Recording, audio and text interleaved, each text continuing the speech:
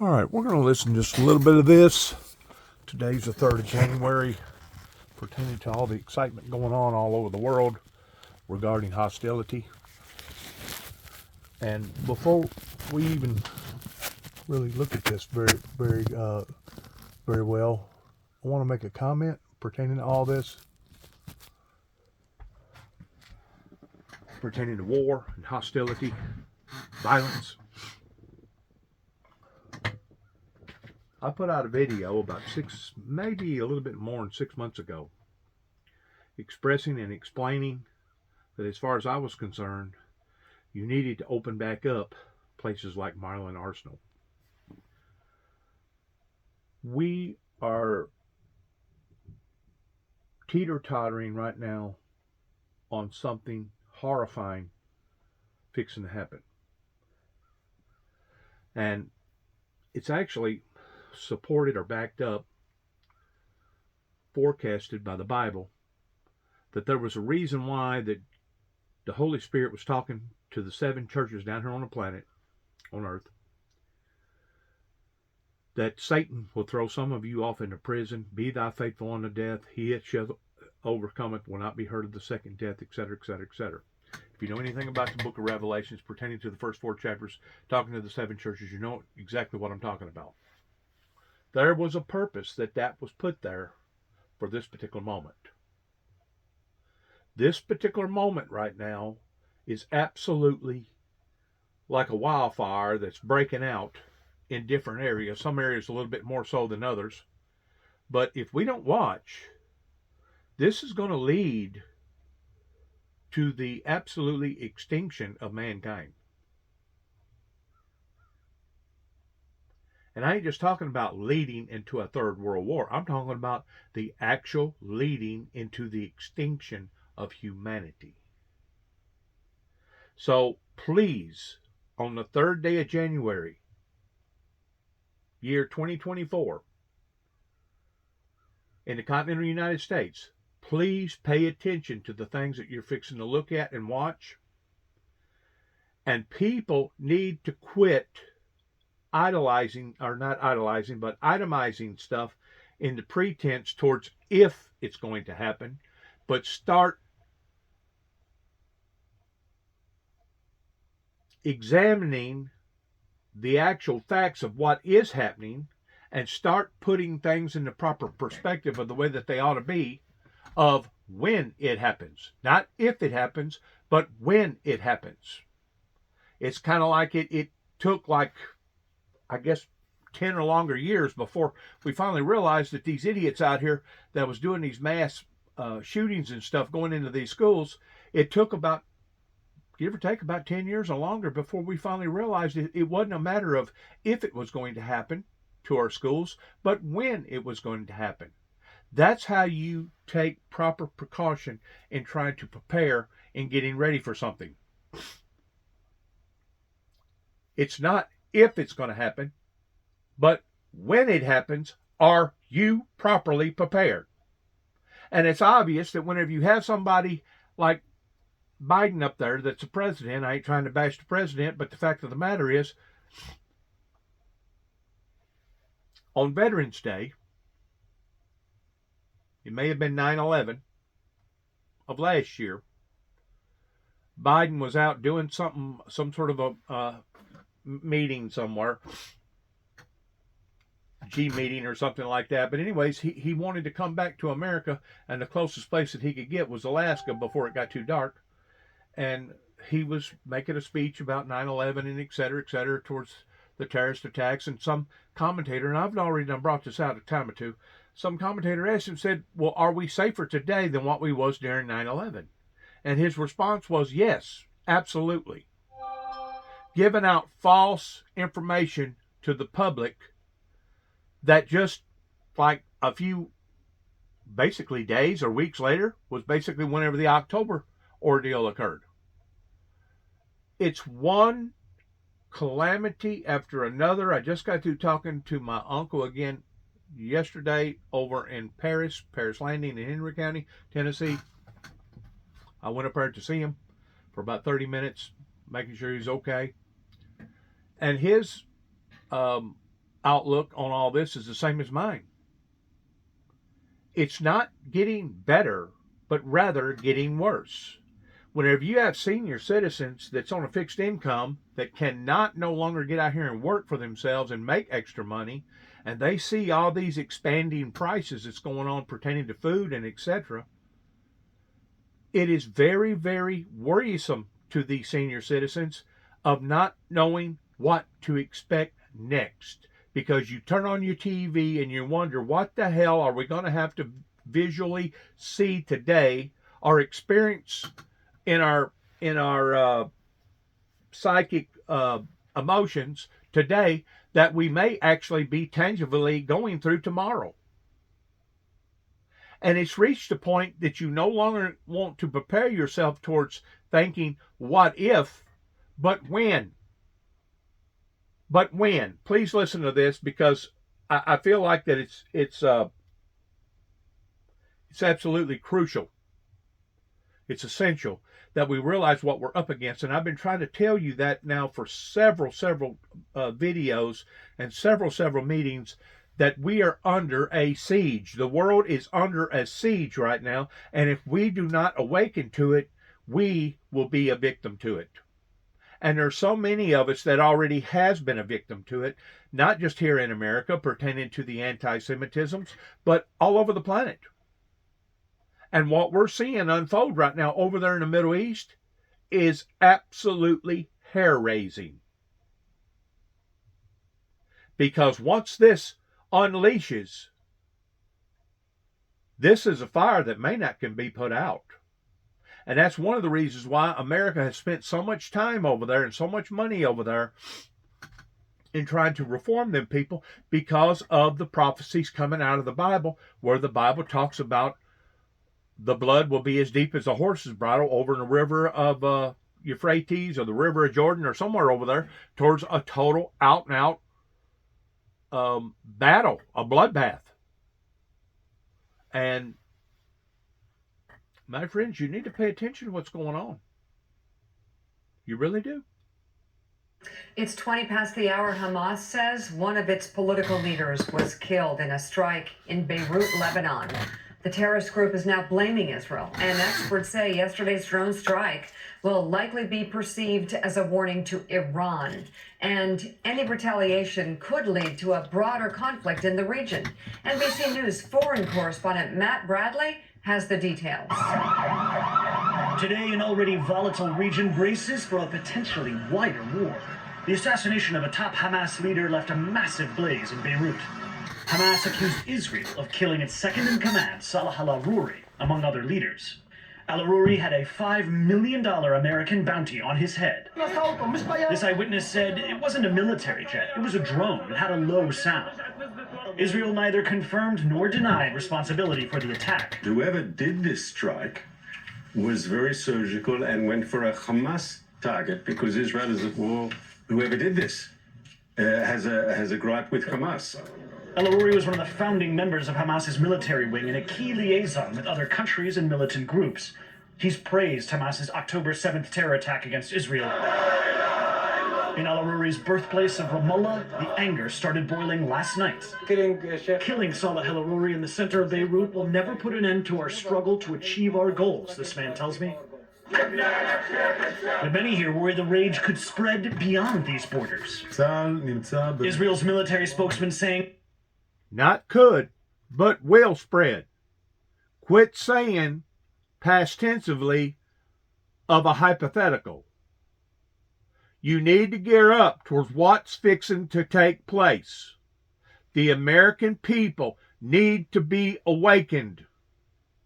And people like me cannot put out enough advisories and warnings to not just America, but the world in general, towards what's fixing to unravel. Coming down the pike, coming near a neighborhood near you. High readiness for any scenario. Hezbollah and Israel have exchanged fire over Lebanon's southern border for months. They've stopped short of an all-out war, but last night's attack, right in a Hezbollah stronghold, could represent an escalation of the conflict. Hezbollah's leader has pledged a response to any assassinations in Lebanon. NBC's Matt Bradley with that report from the West Bank. Jonathan Lemire, there is a lot of talk about this becoming a wider war on a number of different levels. We've got Lebanon, we've got Iran, and we have things happening now that could trigger that at any moment. How is that changing the game in the White House in terms of how they deal with Israel on helping them, I'll put that in quotes, shape their strategy? Yeah, it's certainly the greatest fear in this White House that this war could expand, and certainly real anxiety about what happened here. And NBC News is reporting this morning that indeed Israel was behind that strike that killed the Hamas leader. The U.S. was not notified ahead of time that it was happening. And now look, the U.S. has said they're not telling Israel what to do or how to conduct this war. They're not choosing targets or anything like that. But at the same time, they have been urging caution, urging restraint in terms of hitting civilian targets, as well as doing things that may escalate the violence. We will see if that happens here. And Mika, just breaking news this morning about showing just how tense, what a flashpoint the whole region is. A pair of explosions in Iran at a memorial service for General Soleimani, who was considered a top terror target, who the U.S. killed in a strike a few years ago in 2020, I believe, when Donald Trump was still president. There was a pair of explosions that, per state media in Iran, at least 103 people are dead, 141 are more wounded. Both of those numbers expected to escalate. Now, it's not clear what happened here yet. There's no claims of responsibility. It's not clear that it is connected to anything else that has happened in the region in the last couple of months. But it certainly underscores just how tumultuous the Middle East is right now, and real fears that of further violence and a possible wider war. Yeah, we're just getting details on this, but yeah, major explosion killing 103 people, according to state media there in Tehran. We'll have more on that as we get it. Turning to Ukraine, where Russia has escalated its attacks on that country over the past 2 weeks. The Russian military is reporting new strikes in the past 24 hours near a port in Crimea and in a city located near the border with Ukraine. That's the same city Russia says Ukraine struck on Saturday, for which Russian President Vladimir Putin vowed retaliation. Russia's sweeping aerial attacks across Ukraine have continued. In his nightly address yesterday, Ukrainian President Volodymyr Zelensky said Russia has fired nearly 300 missiles and launched more than 200 drones throughout the country just in the last 3 days. Joining us now is the former president of Ukraine, Petro Poroshenko. Mr. President, thank you for... In the last 3 days, just within the last 3 days. Now, you keep in mind, we're allowing for any and everything to come over here right now on the southern border. And there's not a doubt in my mind that there's people over here that are over here for the wrong intentions. Basically, sleeper cells. And these people are laying wait to see whenever the golden opportunity comes for them to retaliate against the American people. Because whenever it's all said and done with, it's not just going to be Jerusalem that's going to be accused of all this, but it's going to be the American people. And don't think for a second that whenever we see things that's happening over in the Middle East can't be happening right here on that level. Now, we've already experienced some of that pertaining to what went on in Texas, what went on in Oklahoma, what went on in 9/11, what other major escalations here in America on our streets pertaining to gun violence, mass shootings, etc. We're already seeing small indications of what's to come, a prelude of what's to come. But what you're seeing on TV unfolding could very well be right here in the good old USA. And don't say that it won't never happen or that it can't happen. You know, that was one of our biggest downfalls in not paying close enough attention before 9/11 in thinking, well, that never would happen to us. We never would had thought that anybody was going to actually hijack commercial planes and basically turn those planes into missiles. But they did. Just like the attack of Pearl Harbor. You can become too lax. But at the same time, you can be too gung-ho in actually promoting violence and hostility versus trying to defend yourself from it. We're at a state right now, since COVID has hit and all these countries are suffering, these people are suffering, things is turned upside down pertaining to their economies and etc. We're at a state right now that before I go to bed at night or before I wake up in the morning, total hell could bust loose in our lives. And if you don't believe me, you need to listen to this individual right here that I've already heard bits and pieces of his speech this morning of what he has to say. This right here should be a national interest with any homeland security in America immediately towards paying attention. But yet now we've got all these diversions going on pertaining to the White House and January the 6th, Donald Trump this, Donald Trump that. We're focusing on things that we should not be focusing on pertaining to it being a diversion. And if we don't watch, it's going to cost us not just our freedom, but our lives. Please listen. Thank you for joining us again this morning. What more can you tell us just about the last 3 days in the capital city of Kyiv, in Kharkiv, and other cities across Ukraine that have come under aerial assault from Russia? What does it look like there? While the whole world celebrating the Christmas and New Year Eve, we Ukrainians spend it in their shelter. And I can tell you from my personal impression, when it was the missiles cannonade near my house, this is exactly like on the front line. And I see with my own eyes the blast of the cruise missile and the blast of the Shahid with the distance maybe 1.5 kilometers from my house.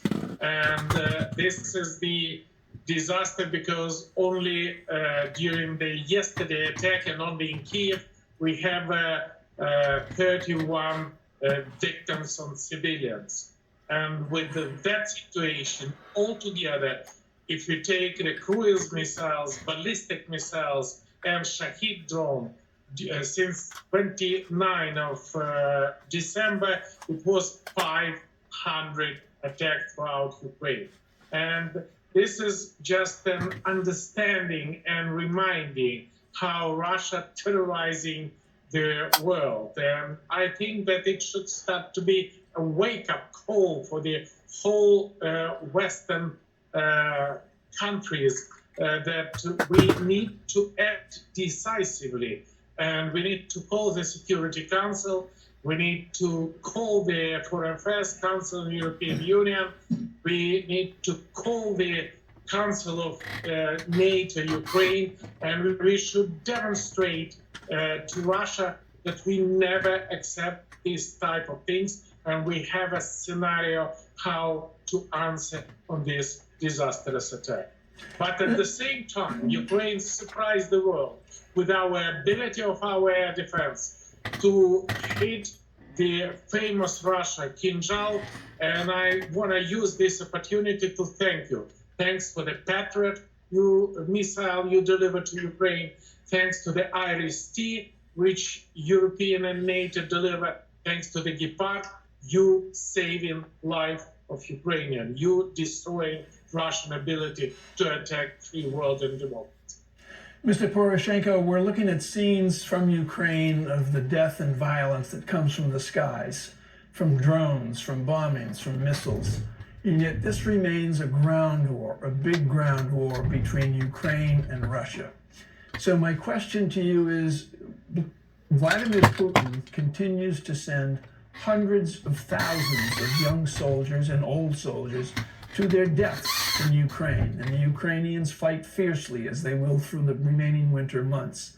But at some point, Ukraine's population compared to Russia's population is going to leave you with a dwindling supply of age soldiers to recruit and serve. Does this concern you, this population difference in terms of the armies? Definitely this concerns me. But this is not a mathematics or statistics. every single week I'm on the front line. Every single week I do my best to deliver the artillery truck, the UAV drone, the different other form for altogether more than 110 million euro, which we do only from my family. And this is the life of all Ukraine. We're fighting for our own land. We're fighting for our own country. We're fighting for the freedom. We're fighting for democracy. And this is more than about Ukraine. This is about the freedom and democracy on the whole world. Because we need to stop Russia. And when Putin sent hundreds of thousands of Russian soldiers, hundreds of thousands of Russia is already staying in Ukraine forever. So you know what that tells me? That tells me that the analogy that originally went out, that they was afraid that the taste of blood in the jaws of the bear was not going to be sufficient towards just and only Ukraine. But whenever they get through with Ukraine, they're heading for a bigger bear. And if the people over in that region, in the UK, England, Europe region, if they're not properly preparing for this, they're going to be caught with their pants down. And the next thing you know, it's going to be just like what happened to the Ukrainians whenever they first got attacked. It's going to be just like what happened to the people over in Jerusalem whenever they first got attacked. And it's going to be another scenario after another scenario, again and again and again, where you got instigators, evil, demonic, cruel people that's going to be basically trying to gain superiority over the other people. This is what happens whenever a major global pandemic hits, because you can look at the scenarios that occurred whenever the Spanish flu hit over here in America, which was I think 1916, something like that, and then the 1929 depression that basically led right into the World War I, and then it wasn't long after that till here come World War II. That was all conventional warfare back then. You keep in mind, we are no longer dealing with conventional warfare. We are dealing with actual live nukes. We're talking about a 2,000-pound bomb that can affect people's lives within a 2-mile radius of basically causing them to have a heart attack or causing their heart to stop because of the impact. Whenever you're talking about a nuclear bomb, you're not just talking about 2 miles. You're not talking about 20 miles. You're talking about 200 miles. That anything within the region of that 200-mile area of ground zero is going to be affected one way or the other. If they're not affected directly of the impact, they will be affected indirectly because of the surrounding circumstances around the impact. This could very well be the end of civilization as we know it. And we have so much misinformation out there that it's basically just total out and out lies, that as far as I'm concerned, social media has taken on a big part of all this towards information warfare. We're going to have something or somebody that can stand on stage and tell the people what we're going through and it be accurate, and what we're going to face and it be accurate, and what to expect and it be accurate. You're not a newscaster by telling people about what has went on in the past. That's like a meteorologist walking outside and telling you a day after, well, it come a storm last night or come a storm yesterday, didn't it? That's not a true meteorologist. A true meteorologist should have enough sense to be able to look at this, look at that, and put all the dots together and say, you know what? There's a big chance we're going to have an outbreak of tornadoes tomorrow. That is a true meteorologist. Anybody can walk outside and tell you what's going on today by looking up into the sky and telling you whether or not the sun's shining or it's stormy. Anybody can do that. Even Jesus said you can tell the times of the seasons, but you cannot tell the time of the spiritual enlightening world that's just as obvious to see as walking outside and seeing the seasons change, but there's so many people that are walking around in the blind. Just like 9/11. 9/11 should have been caught. 9/11 shouldn't have never happened. Same way with Pearl Harbor. Pearl Harbor should not have ever taken place.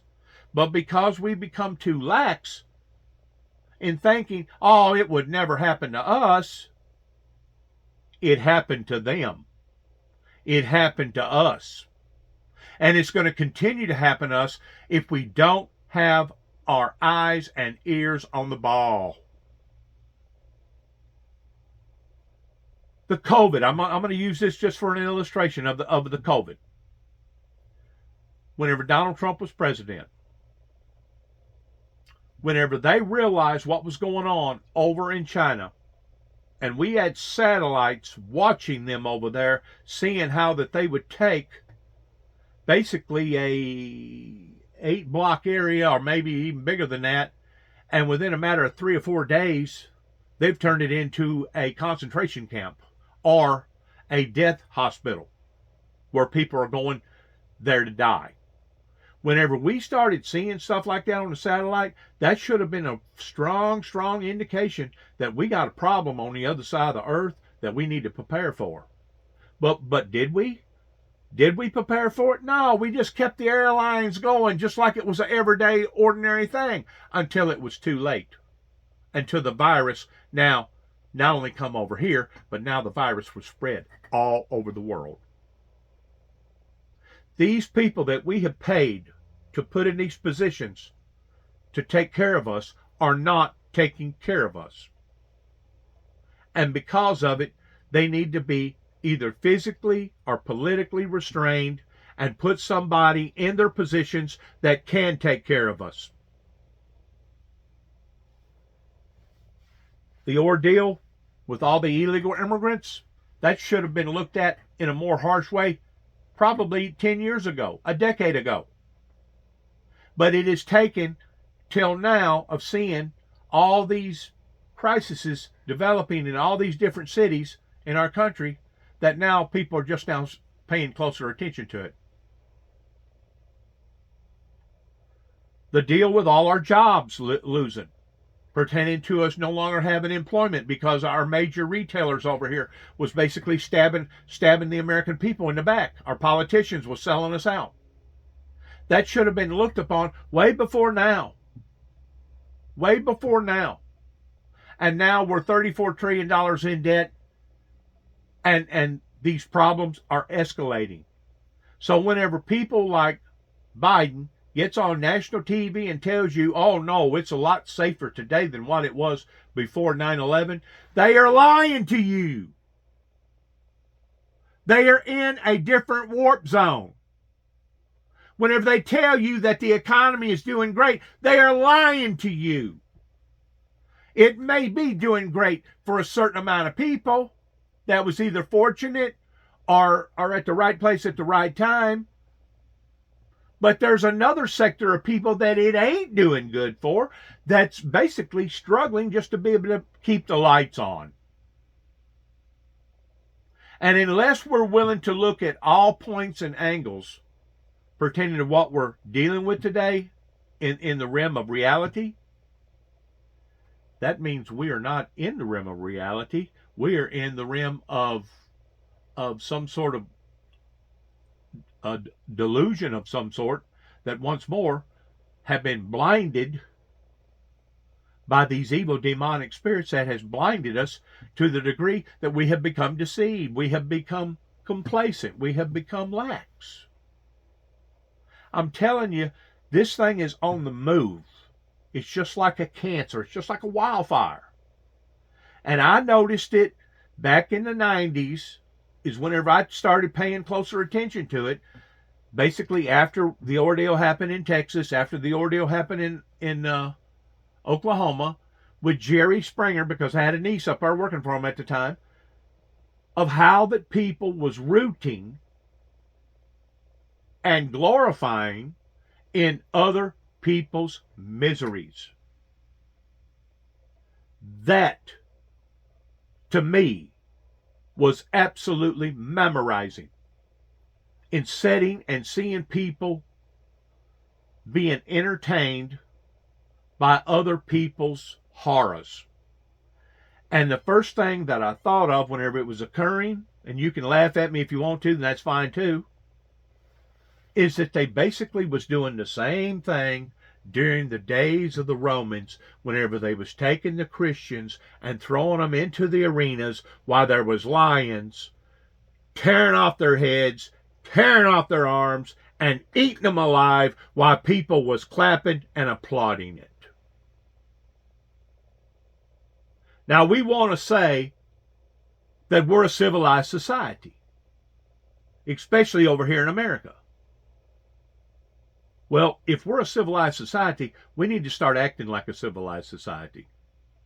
Because I guarantee you, all this is going to drive us off into a state that we're no longer going to have to be what you would consider a civilized society just to be able to survive.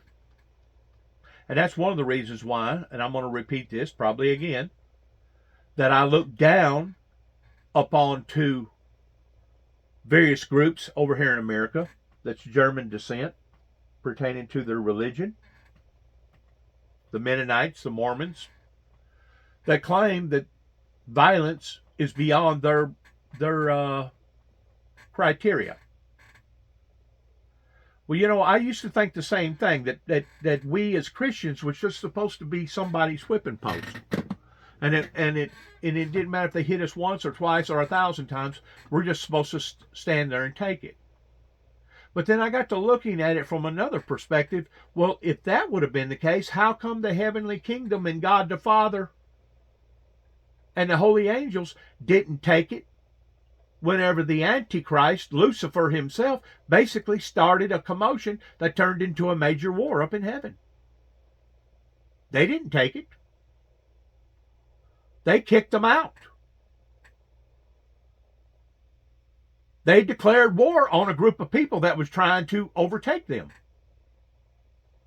So if it was right for the Heavenly Father to do it, and all the guardian angels up in heaven to do it, what's to be the difference over here? Now, there's no doubt the teachings of Christ is accurate whenever it comes to loving thy enemy. But you can love thy enemy pertaining to your enemy so, and still not love the things that your enemy is doing. Just because you're a Christian don't mean that you have to like it. And that's the teachings that's been going on over here in the Continental for some times now. Just like all this superstitious stuff. Well, if you was a Christian, that bad luck never would have happened to you. Kind of like don't walk under a ladder. Or make a cross if a black cat crosses in front of you. All these derivatives are all derivatives coming from the evil demonic forces to be able to basically brainwash society. I could care less about a black cat. I could care less about walking under a ladder. I could care less about the number 13. I could care less about superstitiousnesses. Because all those are derivatives that has come from the satanic world. And if we are going to survive as a prosperous nation, you better wake up and realize what the hell is going on, not just over there, but over here. Because I guarantee you the trajectory that it's on right now that my uncle and I talked about last night is a trajectory of doom. Catastrophic doom. And if you hadn't figured that out by now, if you're depending upon the White House to save you, or this government over here in America to save you, if you're depending upon even your courthouses or your state houses to save you whenever all hell breaks loose, you're already deceived. And as far as I'm concerned, you're already defeated. You're already doomed. Because the only person that's going to save you is you. And if you don't have enough sense to get off of your hiney and to start acting appropriately whenever it comes to all this stuff going on around us, maybe you don't deserve to be a free, open democracy any longer. That's kind of like the people over in there in Afghanistan, whenever their men basically surrendered, laid down after 11 days later. And now the women and the children over there are suffering on account of it. I feel so sorry for them, but in ways they actually brought it upon themselves because they wasn't willing to fight for their freedom. They wasn't willing to fight for their liberty. But yet now we'll have colleges over here that want to degrade Jerusalem, or they don't want to support the people over in Ukraine that are fighting for the very things that they're supposed to be fighting for, but we have people over here that's criticizing them because of it. This world has been turned upside down by false teachings and false narratives. And if we are not intelligent enough to figure that out, well, then maybe we don't deserve to have our freedom and our liberty. And if anything, we have probably abused that liberty and freedom for so long here in America that now we're blinded. And if we don't watch, we're not only going to be blinded, but we're going to be dead. We're going to be dead. In other words, it will be the end of civilization as we know it. Some of us will suffer immensely. Some of us will suffer even tremendously beyond immensely. I don't want to suffer. My uncle that I talked to last night don't want to suffer. We rather that if it's going to be a nuclear war, that the bombs actually land on top of our house. That way we're instantaneously vaporized. It's all the people that's around that's going to have to go through so much suffering and misery because they'll be alive to have to bury the dead while they're dying themselves. You better wake up and smell the coffee towards what the hell's going on. If not, you're fixing to go through a suffering, an ass whipping like you could not never, ever begin to even fathom. And in ways, we're already going through an ass whipping over here in America because of how the spiritual leaders have let us down in not recognizing all these things way before now. But yet now you want to take somebody like me that is trying to help you, that is throwing up red flags, that is getting out there and being a watchman on the wall and telling you that the British is coming, and you want to demonize and dehumanize me on account of it? You want to attack me or put me in a mental institution on account of it?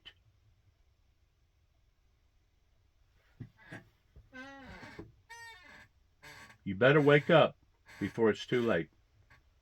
Altogether, official figures of our general staff, it's more than 360,000 Russian soldiers, which was liquidated since the 24th of February 2024. And with this situation, we do a miracle. We stop Russian military machine, as they said, second biggest in the world, second biggest nuclear power. And this is because only of the assistance of the partners, because of the armed forces of Ukraine. And I am proud that me, as a president, created the new armed forces of Ukraine since year 2014, which surprised the world. But at the same time, we have enough weapons to stop Putin, and we definitely have not enough weapons to throw Putin away from Ukraine. And for this, we need more modern weapons. And I want to use this opportunity to call to the Congress. Please make decision for military assistance, for the financial assistance for Ukraine as soon as possible. This is the question for survival of our nation. And it's not just the survival for their nation, but it's the survival of the world. And if our Congress don't pay close enough attention to understanding that we must first take care of ourselves before we can even think about taking care of anybody else, then they need to get off of their asses and start making preparations towards what we're fixing to have to face off on. Like I said, 6 months ago, I told somebody on a video that as far as I was concerned, you needed to start wrapping up towards getting things going again, like Milan Arsenal. We're not getting closer to peace and utopia. We're still being driven further away from it. And it wasn't the founder of the Windmill Ministries that was not doing his job by getting his message out there. It was the people that didn't want to support and believe in the message. These are the same people that have led us down this endless path of walking off into the mouth of the volcano. Well, just because they're stupid and they want to walk off into the mouth of the volcano, does that mean that I have to? Does that mean that everybody else has to? You need to come out of your stupor. You need to awaken if you plan on living a decent life here, not only in America, but throughout the planet. Because things are going to get heated up tremendously. And to be quite honest with you, I'm skeptical of whether or not there is even going to be an election this year. I hate to say that. But it could actually get to the point that it wouldn't be practical in having an election because things would be so chaotic. And don't say that it can't happen. Don't say that it cannot happen. It's growing. It's intensifying. The trajectory that all this violence and hostility is on right now is the trajectory of doom and gloom. We are on a trajectory of seeing great tribulation, just as the Holy Eternal Bible talks about with the 7 churches with the first 4 chapters of Revelations.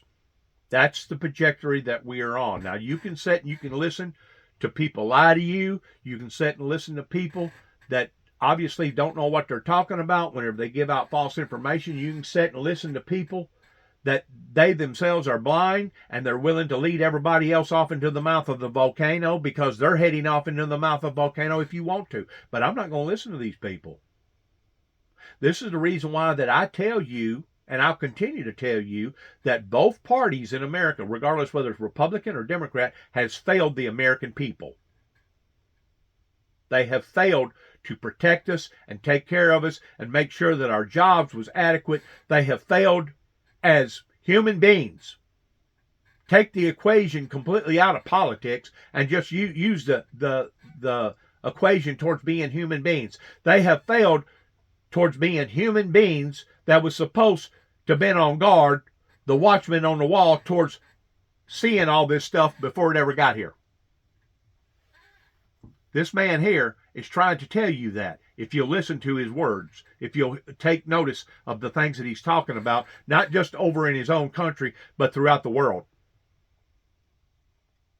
Let's back up just a little bit here. Don't want to take you off your frame of mind here.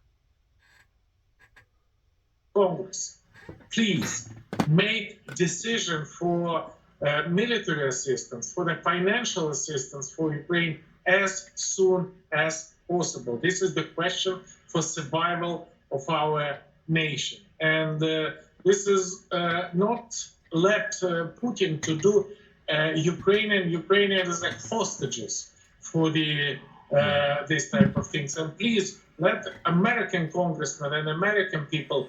This is one reason why the small fox is the one that will spoil the vineyard. It's the small stuff pertaining to justice, true justice.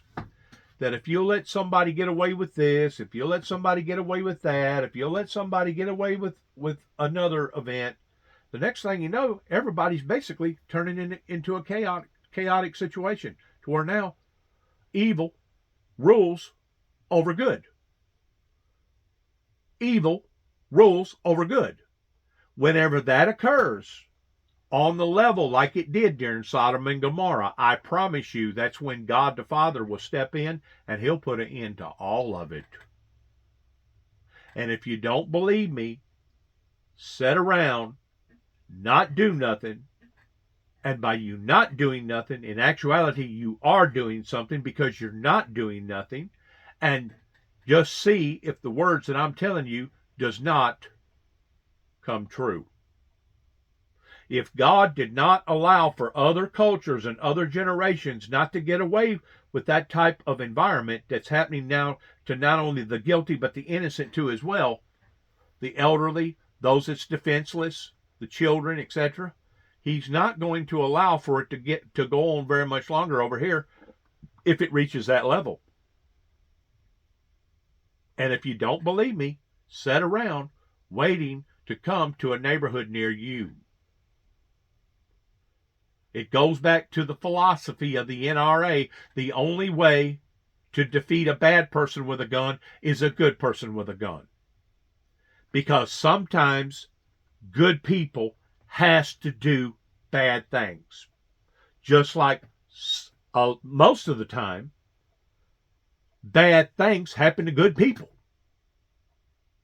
In other words, all your superstitiousness over here in America is just the very opposite of what the realness or the trueness really is pertaining to if something happens continuously to a Christian again and again and again. It's not that the Christian wasn't doing what the Christian was supposed to be doing. It was that the devil was trying to take the Christian out. And if you don't believe me, read the Bible and you'll see it again and again and again in the Christians that has suffered endlessly ever since the beginning of time. Those that are trying to stand up for the ways of righteousness gets knocked down and has to suffer or gets run from one village to another, gets persecuted for righteous sake. These are the things that I continue to tell you about that has happened to the founder of the Windmill Ministries for the past 30 plus years here in America. And a lot of you wants to just blow it off and act like, oh, it ain't no big deal. Or there's some of you out there like my son that wants to point your finger and say, well, you're a liar, Dad. None of those things ever happened to you. Or some of them go as far as saying, well, it's your fault. Superstitious. Ain't willing to accept responsibilities for their own actions. Especially when it comes to global warming pertaining to the earth warming up. I think the coldest day that it's been right here so far has been about 22 degrees. We're now in the month of January, the first part of January. And, you know, I'm not saying that it's not going to get cold and we're not going to have an ice storm or we're not going to have a blizzard, because all those things are possible because the weather has become so unproportionately out of kilter. But if you ain't figured out by now, especially at my age or older than me, that the environment is changing tremendously compared to whenever we first moved down from Chicago down here in Tennessee, and I couldn't tell you the endless winters that we went through raising livestock, that we would have to go out and break the ice sometimes 2 or 3 times a day to make sure that the livestock had enough water to drink. If you ain't figured out by now that the world is changing environmentally, then obviously you are on another complete planet. You can't see out of, you're blind in one eye and can't see out of the other, as the little old lady used to say. That if it ain't one in, it's another. Well, you know what? Odds are you probably don't have nobody to blame but yourself, because you wasn't willing to open your eyes and see what was actually occurring.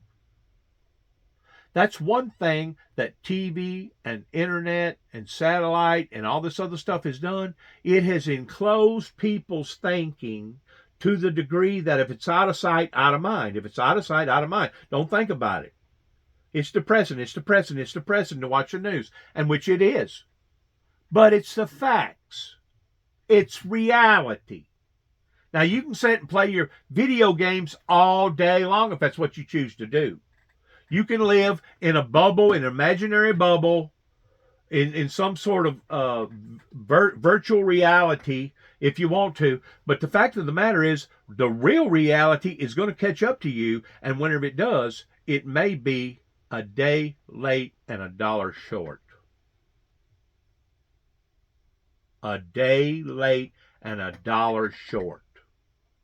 That's basically what's happening right now in America pertaining to this government that keeps spewing out, oh, no, the economy, it's settled down. Oh, the economy, they're no longer going up. Well, they may not no longer be going up, but they're not going down.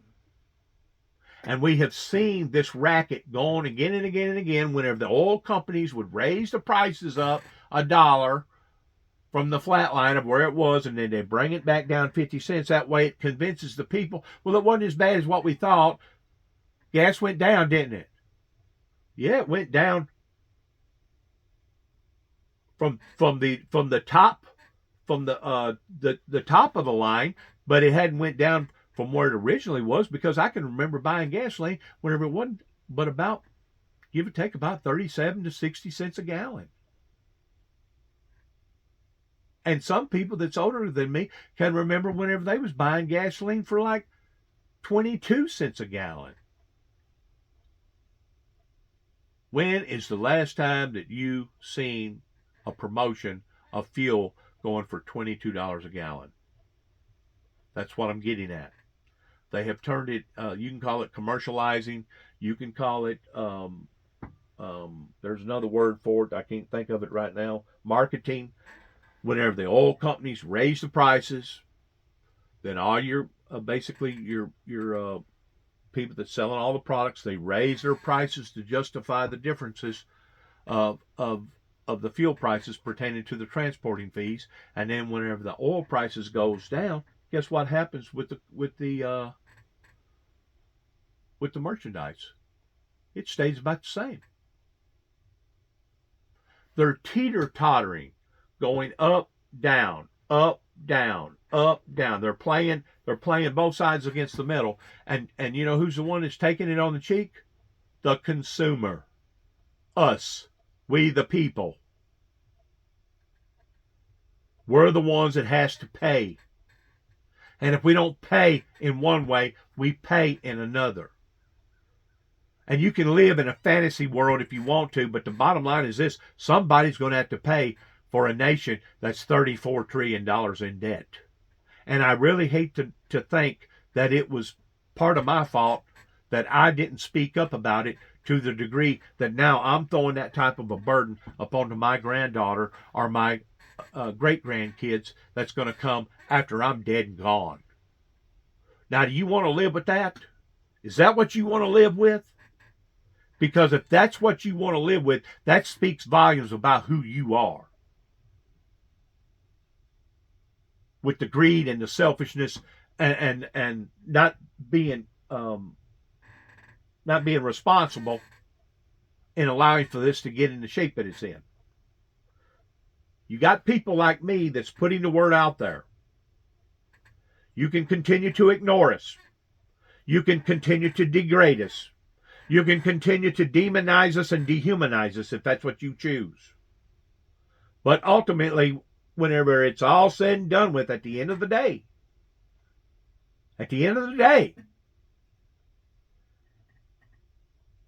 and this world is over with, and we're in the afterlife world, you will not have a right to come to people like me, Moses, Noah, other prophets of God, and say, well, why didn't you tell us? Why didn't you warn us ahead of time? Well, we did, but you didn't pay any attention to us. What did Jesus tell the people over in Jerusalem right before he realized that I cannot rally these people. These people are basically doomed. He went up into the mountain and looked down upon the Jerusalem and said, I've gathered you together as a hen would gather her chicks, and you would not listen. I think at that point in time, Jesus realized that his destiny was to be truly fulfilled towards him being the sacrificial lamb. Up until then, he was trying to motivate them. He was trying to rally them. He was demonstrating this miracle. He was demonstrating this miracle and that miracle. He was demonstrating the powers of God.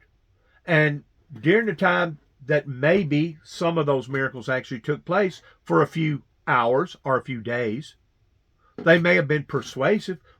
Wow, maybe there is something to all this religious stuff pertaining to the righteousness of God. But then it wasn't but a few days later, they retaliated and they started laying down and started not doing their jobs. What did Jesus tell them whenever they was all supposed to be fasting and praying? Whenever he knew that this was coming to a head, Jesus would say, can you not stay awake and pray with me? Can you not even be alert in understanding the dangers? And they'd say, oh, yeah, master. And he would leave and he'd come back. And he'd catch them all asleep again. Jesus would revile them. Wake them up. Basically say the exact same thing. Can you not stay awake during the time that all this is happening? To be on guard? Oh yeah, master. We'll be on guard. Jesus would leave. He would come back. Where was they? Back sleeping. Not being alert. Not being adequate whenever it comes to watching and basically being the watchman on the wall. That way you can help others in seeing what's coming down the pike. And finally, there towards the last, on the third attempt, whenever Jesus come back the third time, he said, sleep on. Just sleep on. Just go ahead and sleep. That's what you're going to do anyway. Just go to bed, lay down, and sleep. But at the same time, realize this.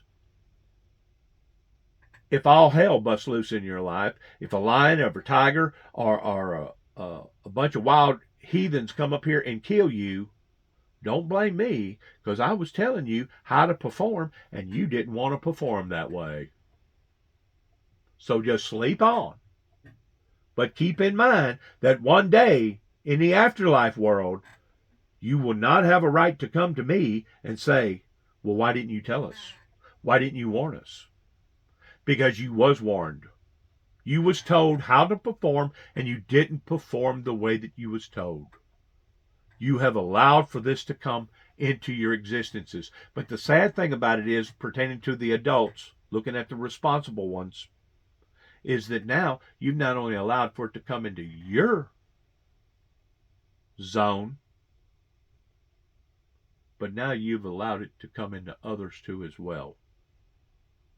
That's the part that I continue to keep harping on, and I'll probably continue to keep harping on, because it was only up until about 5 years ago, whenever my brother finally died in this particular area that I'm living in right now in Northwest Tennessee, that the people finally got the message of leaving me alone.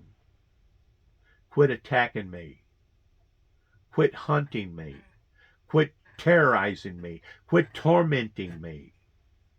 They have finally gotten the message, leave the guy alone.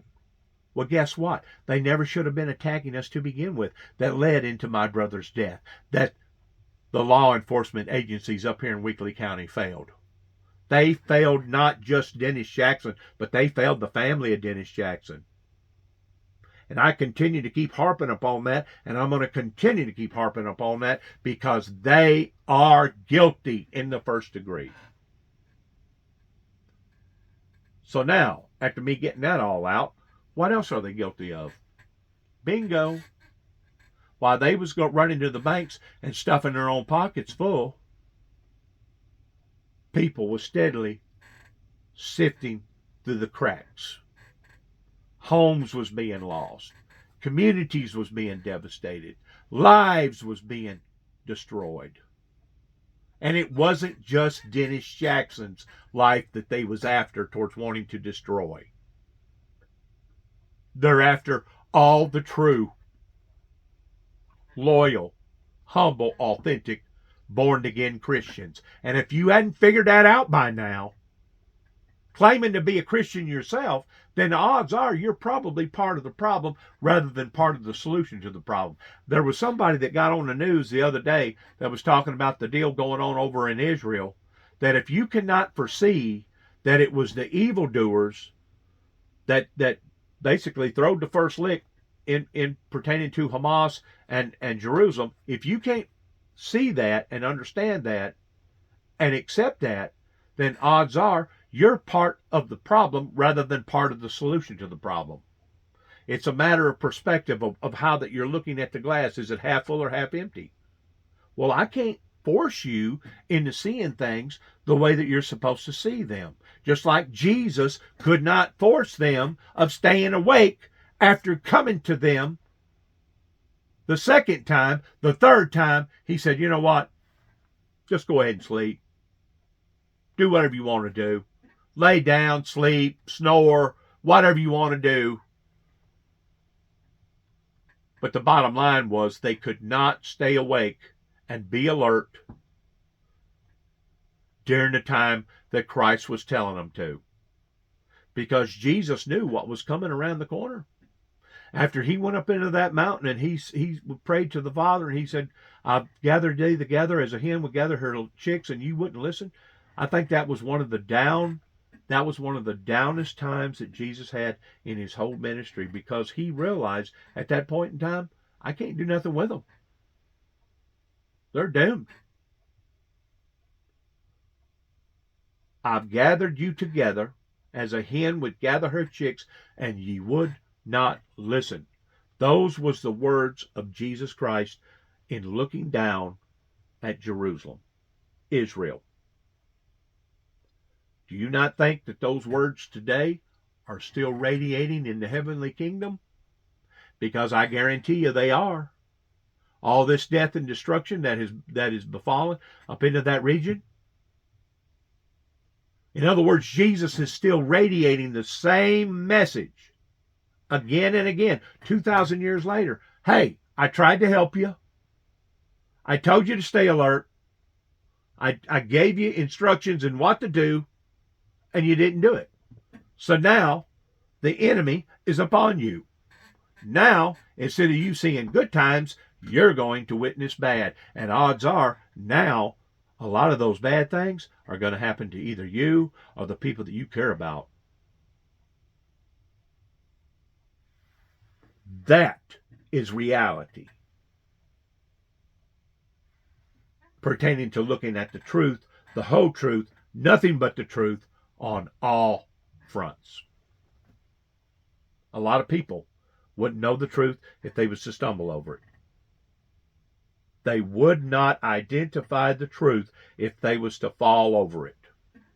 That is how blinded that a lot of people are here in the good old USA. Coming near a neighborhood near you.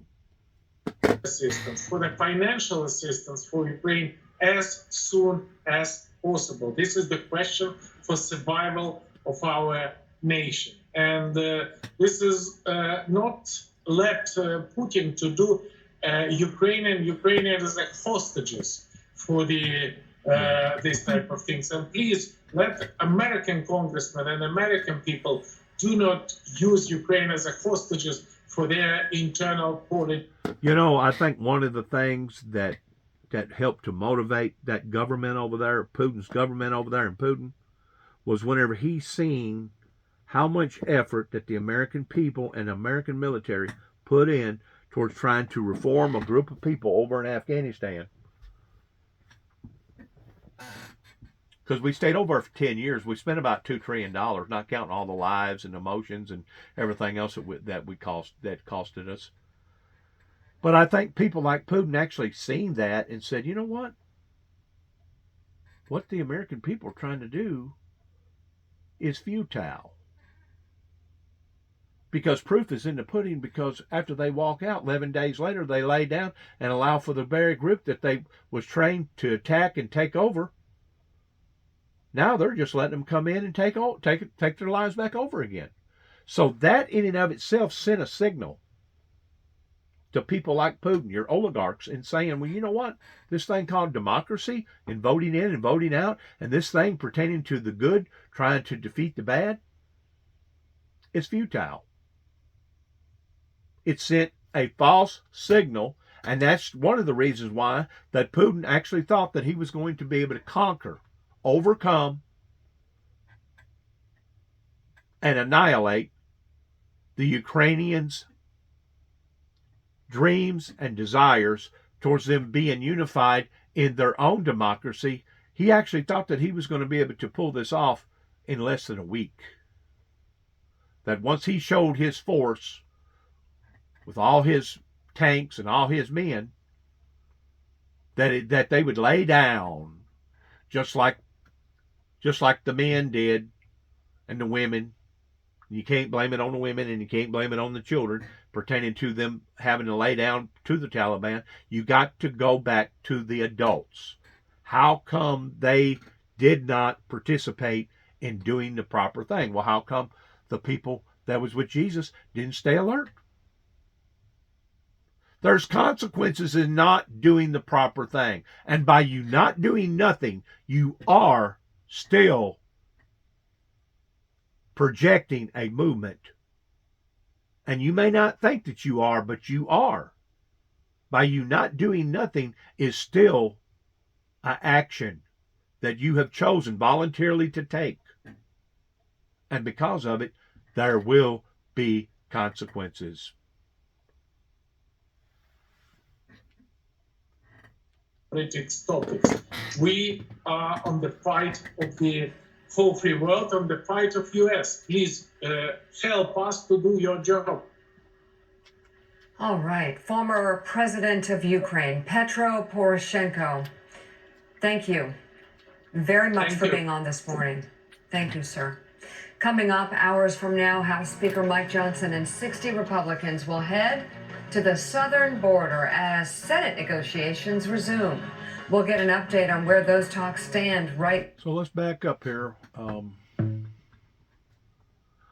You can pretty well get the message if you identify what this guy's saying. Listen to him one more time. We're fighting for democracy, and this is more than about Ukraine.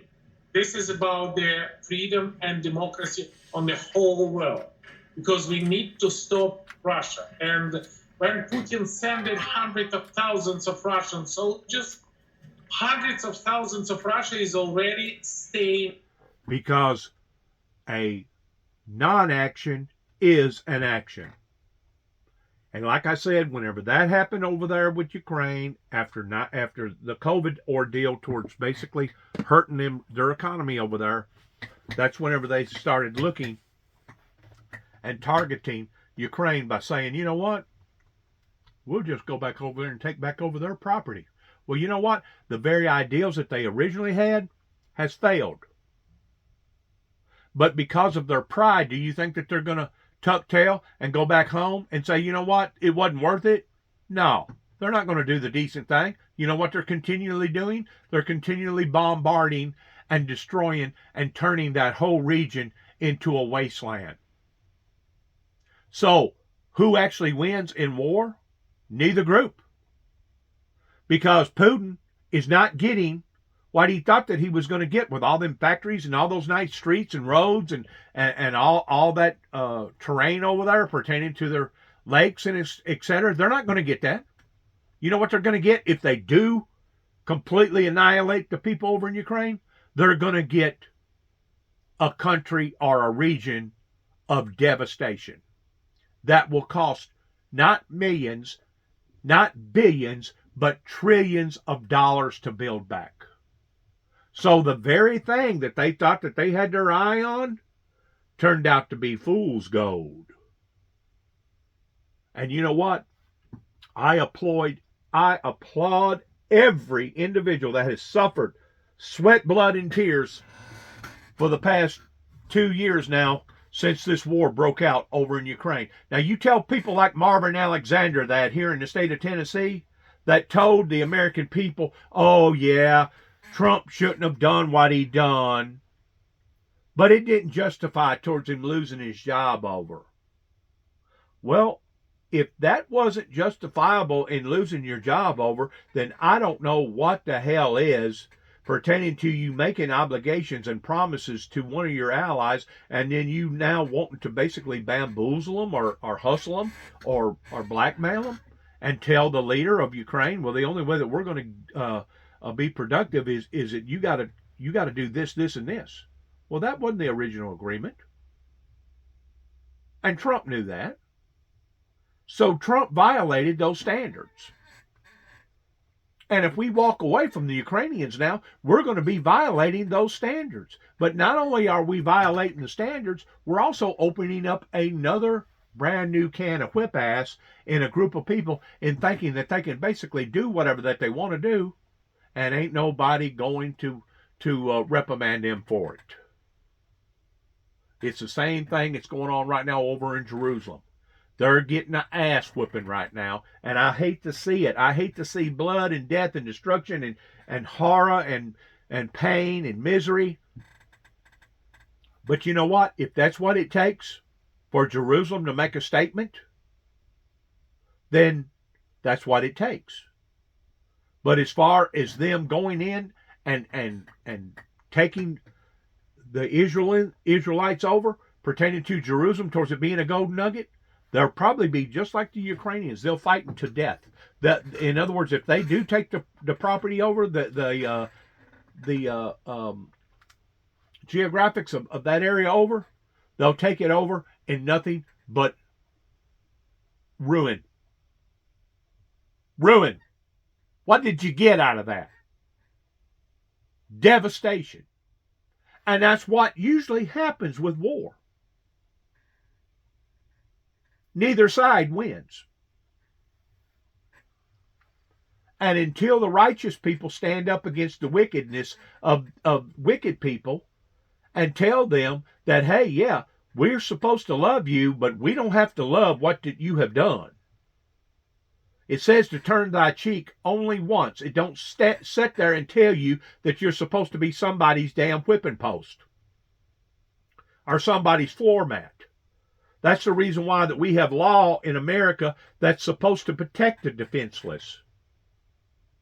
This is the reason why that Weakley County, Dresden Courthouse is guilty of dereliction of duty by not just letting Dennis Jackson down, but letting the Jackson family and the Jackson legacy down. As far as I'm concerned, I never should have had to walk back into a chaotic situation after David, my younger brother, David Jeffrey Jackson, went to court after a group of people took him down on his own property and was going to kill him with his own gun. Because these events escalated from then on. Yeah, they dampered down a little bit, but then whenever I come back, oh my God, it just sure enough blowed up. It wasn't just over the dogs. That's just part of it. It's the fact that they never had respect for us to begin with out here, and they wanted us to perish. What did Ridgeway say? What did the main instigator tell me? Well, you invaded us. I invaded you, and I was raised up here, and this is my grandparents' property, and you're accusing me of invading you? It's got to do with respect. And if you can't have no respect for yourself, don't expect other people to have respect for you. Because respect, my friends, is earned. And whenever I hear somebody like get on TV a while ago talking about the Ukrainians and all that problem over there, it reminds me of the senator over there in Phoenix, Arizona, McCain. How many times did you watch McCain on TV and say, fight, fight, fight for the things that you know that are right. Fight for your family. Fight for your community. Fight for your country. Fight for righteousness. Fight! And if you're not willing to fight, then don't come crying to me because you had to deal with the consequences.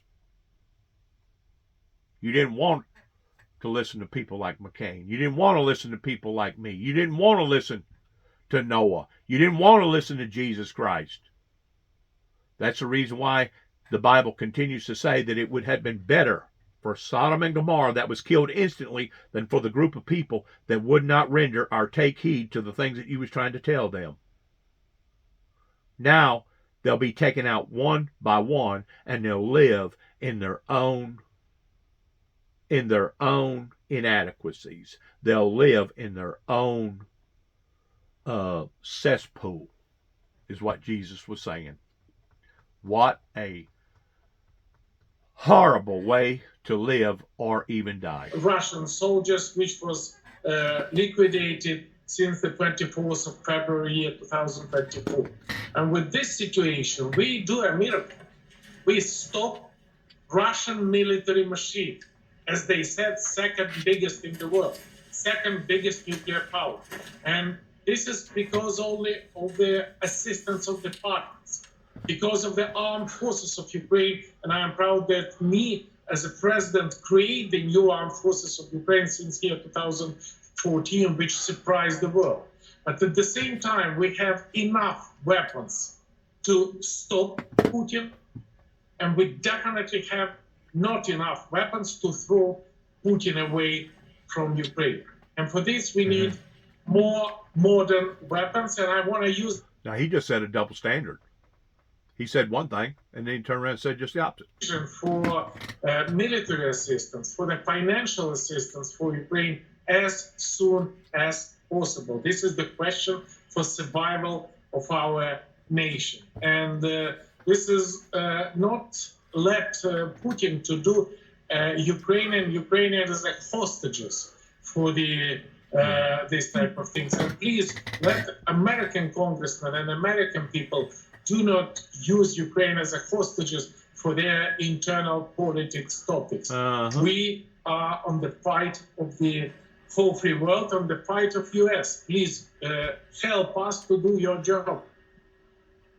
That's the reason why that whenever all this first broke out, I immediately started putting out signals that you need to be forceful about these people because they're not goat herders, and they obviously have a goal. And their goal is not just to prove a point to the Ukrainians, but their goal is to actually become superiority again, the way that their old Yugoslavia USSR government was basically before World War I. They want to regain all their territory. They want to be in control. And they're willing to do it at their own expense. Whenever you're dealing with a group of people that's willing to sacrifice themselves just for them to succeed in what they want to succeed in, you're dealing with a very, very rootless, dangerous group of people. This is the reason why that the UK and Americans and all them other people that stand shoulder to shoulder should have actually went into this in a completely different format. They should have made a stance against what the Russian government was trying to do and made it very clear. You're not doing this and getting away with it. That's what Jerusalem is doing. Israel is making it very clear that what you have done, even if you do happen to take our property over, you won't do it and us surrendering to you and laying down like the people did over in Afghanistan. And when it's all said and done with, oh yeah, you may take over the property, but it's going to be nothing but shambles. You ain't going to be getting nothing. You thought that you was going to get a golden nugget. Come to find out, it was fool's gold. Because you was a fool by ever thinking that you was going to get away by doing what you done. You was nothing but a fool. And one day, God's going to tell Lucifer that, the Antichrist, he's going to say, you was nothing but a fool. by thinking that you was going to be able to overthrow and overpower my kingdom. And because of it, now you're going to suffer the consequences on it. Whoever it is, this has been a major embarrassment for Iran at a time when they want to project strength. Just quickly here, Ali, because we don't have a lot of time. Do you know of any high-level officials that were attending this commemoration of the killing of Qasem Soleimani? There would almost certainly have been some very high-level officials that was by his gravesite. They would have wanted to be seen there, but we don't have any reports about any of them being injured or killed. Got it. Ali Arouzi Forrest, thank you, my friend. I appreciate it. I'm going to talk to you again in the next hour as well. I want to get to the latest around the former president as well. The former president officially appealing Maine's decision to remove him from the state's primary ballot just a handful of days before the 3-year anniversary of January 6th.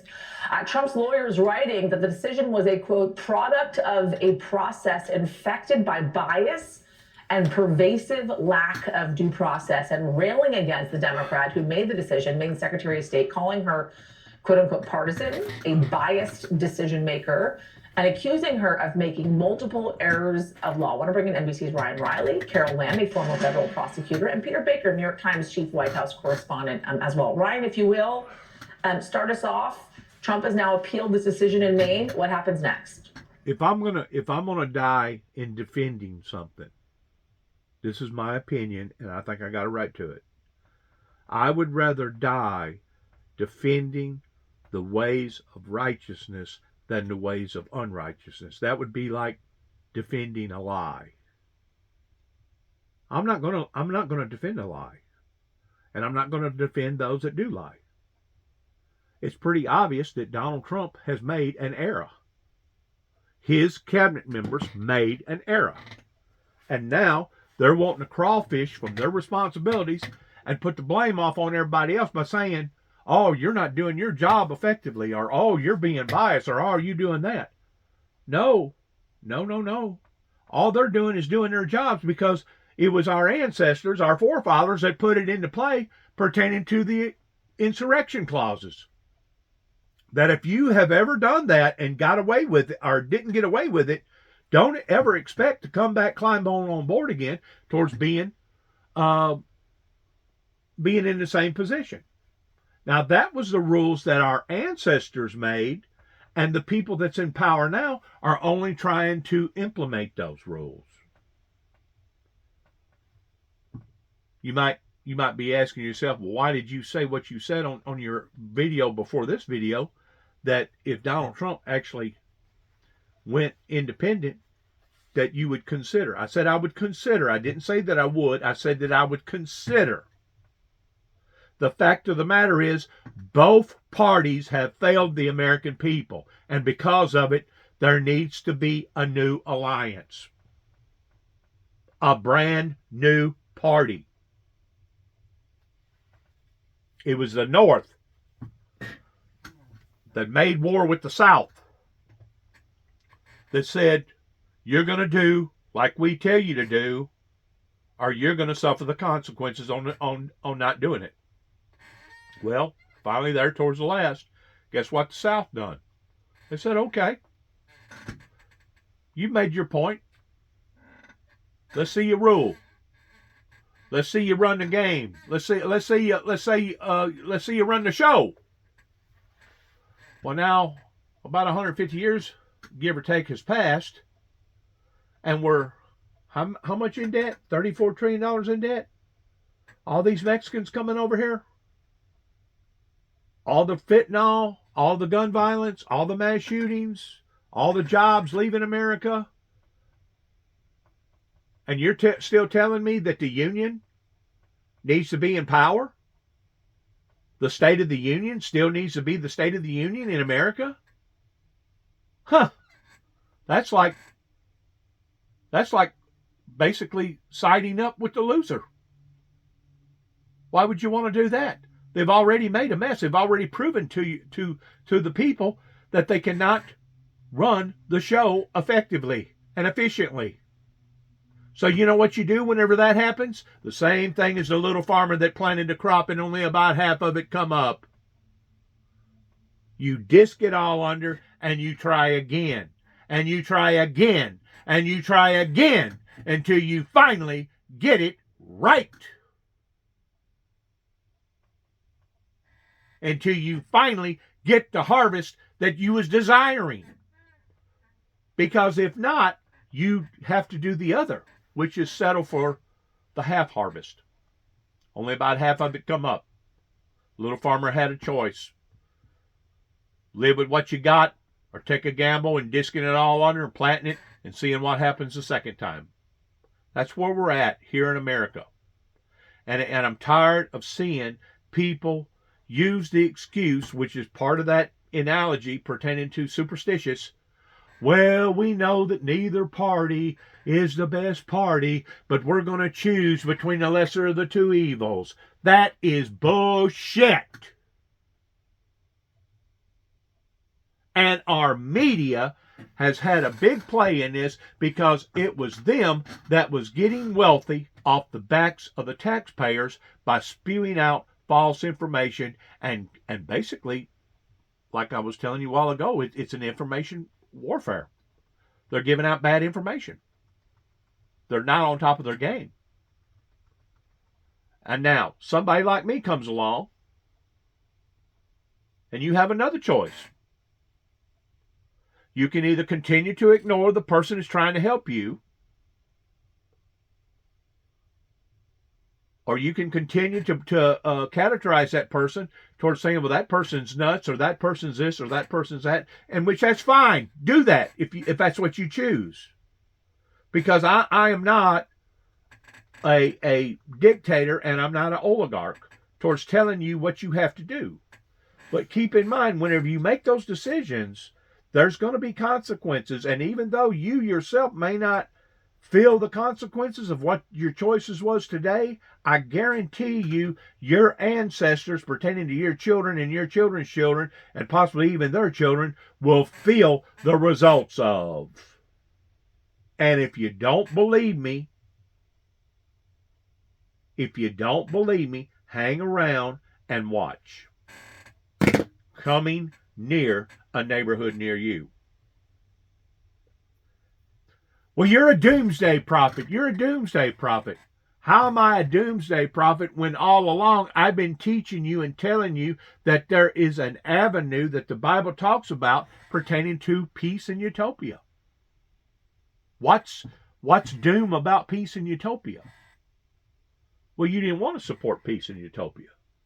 Proof is in the pudding. If you did, I would have a Joel Osteen crowd. I would have a group of people that was supporting the Windmill Ministries. You can't deny facts. You can if you want to live in La La Land. Everybody needs to figure out that, yes, there is a boogeyman. But now you need to figure out who the boogeyman really is. And you can't make up your own boogeyman. That was one of the reasons why that I struck off the way that I did in 1991, whenever I was stopped in Wheeling, West Virginia, was to go up there and tell the American people, by basically opening up a can of worms with the media, that they had went to war with the wrong people. And they know that they had made their own boogeyman up, and because of it, now we, us Americans, are paying the cost. While the same people that made those bad decisions are still living in their $1 million homes, still has their $100 million bank accounts, and having their $1 million friends around them. That is your 1%ers that are watching the backs of the other 1%ers. What's the old saying? Birds of a feather flock together. You can't get no clearer than that. I realize that I'm a straight shooter. And I realize that some of this information that I'm giving you right now is harsh. But I'd rather be harsh now on you than to see you suffer endlessly because you didn't listen to what you should have listened to. Because I promise you the lesson will be repeated until learned again and again and again. Just like a dog returning back to its vomit. Again and again and again. It's called a pattern.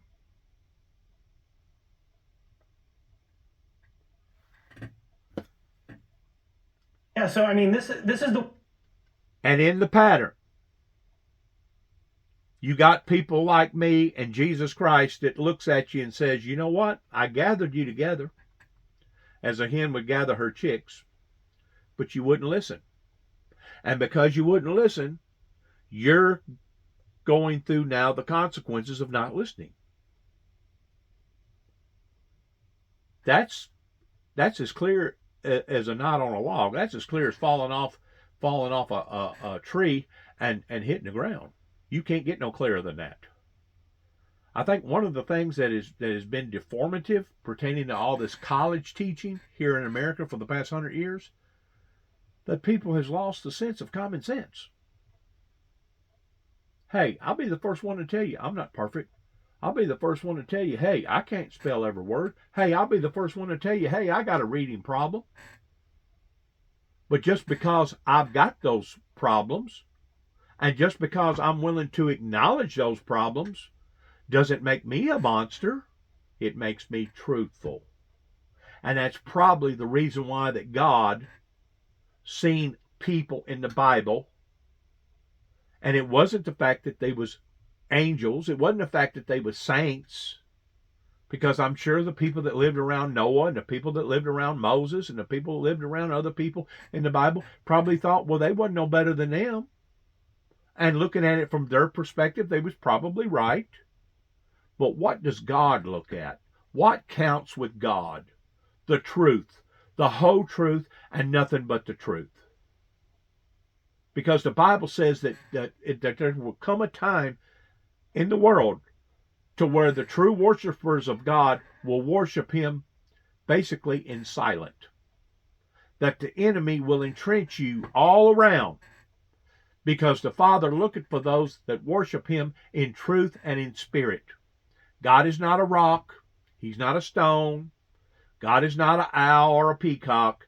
God is not some other kind of imitated false idol that you can make up.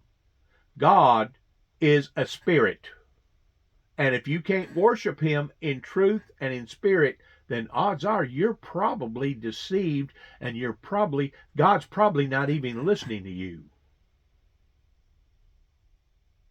You can make all the idols you want, but that's part of the commandments. People need to waken up before it's too late.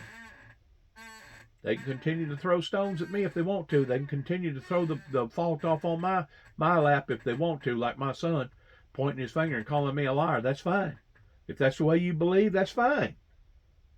You got a right to believe the way that you believe.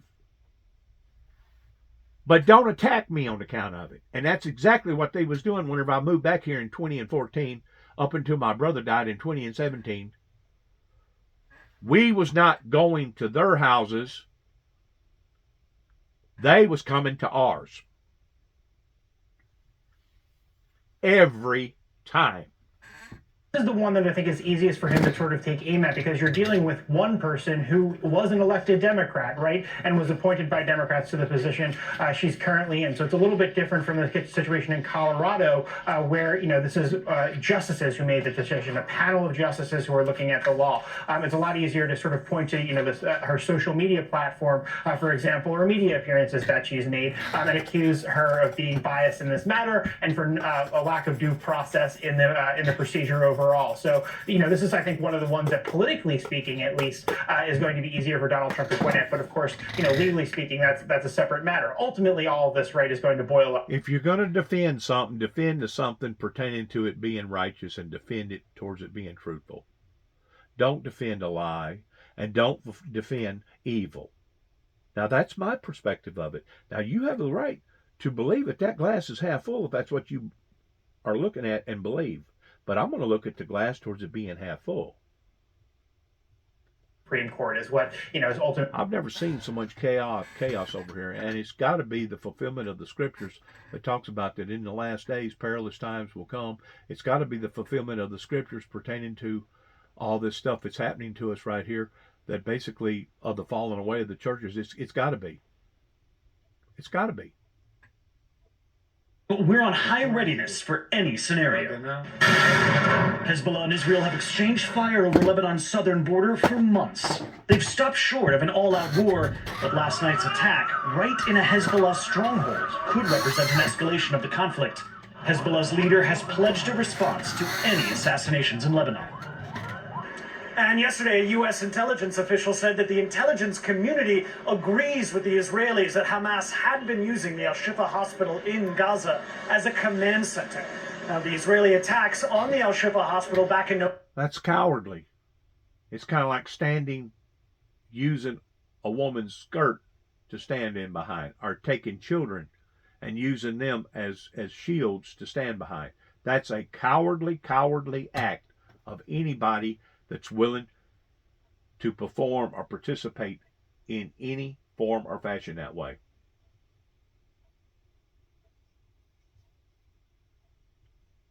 In November had caused controversy. All right, thank you, Matt Bradley, for that.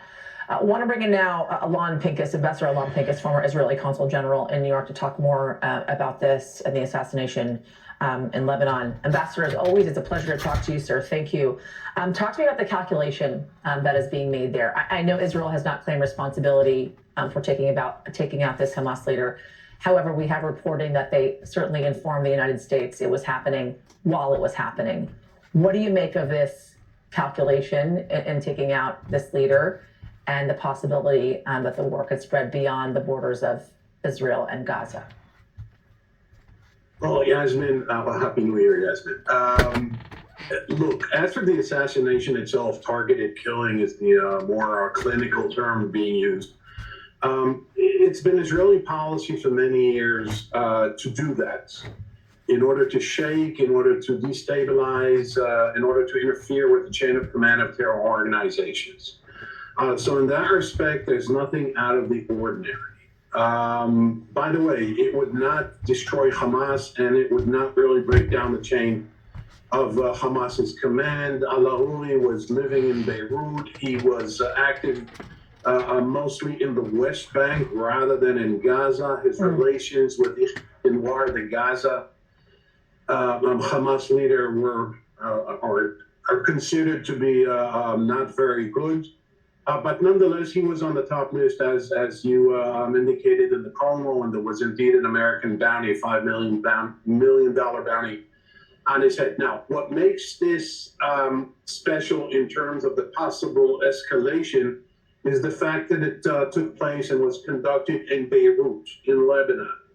Now, I don't think that Hezbollah and their masters and mentors in Iran would consciously and deliberately escalate the war because of a Sunni Muslim Hamas representative being assassinated, targeted in Beirut, and they are Shiite Muslims, of course. But I do think that, Hassan Nasrallah, the Secretary General of Hezbollah, said a few months ago, and repeated that a few weeks ago, that any Israeli action in Beirut against Hamas would entail a Hezbollah reprisal. Now, the conventional wisdom, and I'm just quoting that conventional wisdom, I can't argue or validate it, is that a retaliation will take place somehow, but not necessarily soon, and not necessarily in Lebanon. So the likelihood of escalation is not, I don't think it increased that much because of that. We're actually hearing from Hassan Nasrallah, I believe, who's going to be giving a speech in Lebanon in just about 40 minutes or so, the leader of Hezbollah, and we'll likely learn more then. But you couple that, Ambassador, with what's happened in Iran in just the last couple of hours as well, at the commemoration of the killing of Qasem Soleimani, the general who led Iran's Revolutionary Guard Corps. Okay, let's move forward. That's 9:21 right there. So let's go. Let's go up about 40 minutes.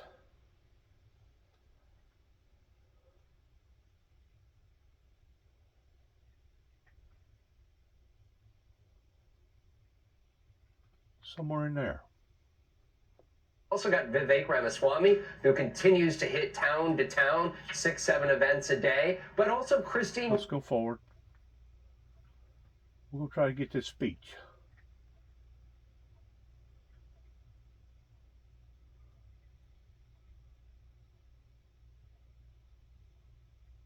You really got to cut through the media, because they deliberately prolong things, and then again sometimes they mention things that don't develop like they thought was going to develop.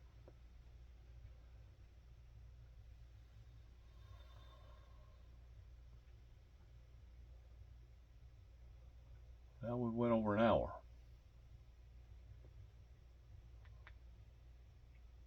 Destroyed passenger plane in. All right, that's part of Japan stuff.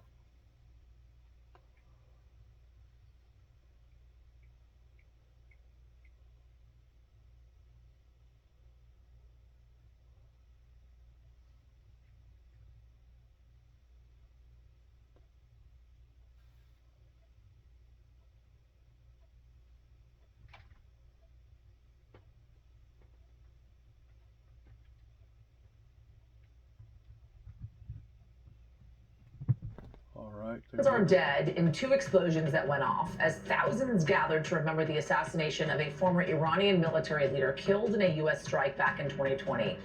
Meantime, we have new fears of an escalation of the war after the assassination of a top Hamas leader in Beirut. Israel is not confirming it was behind the attack, but says it's, quote, prepared for any scenario.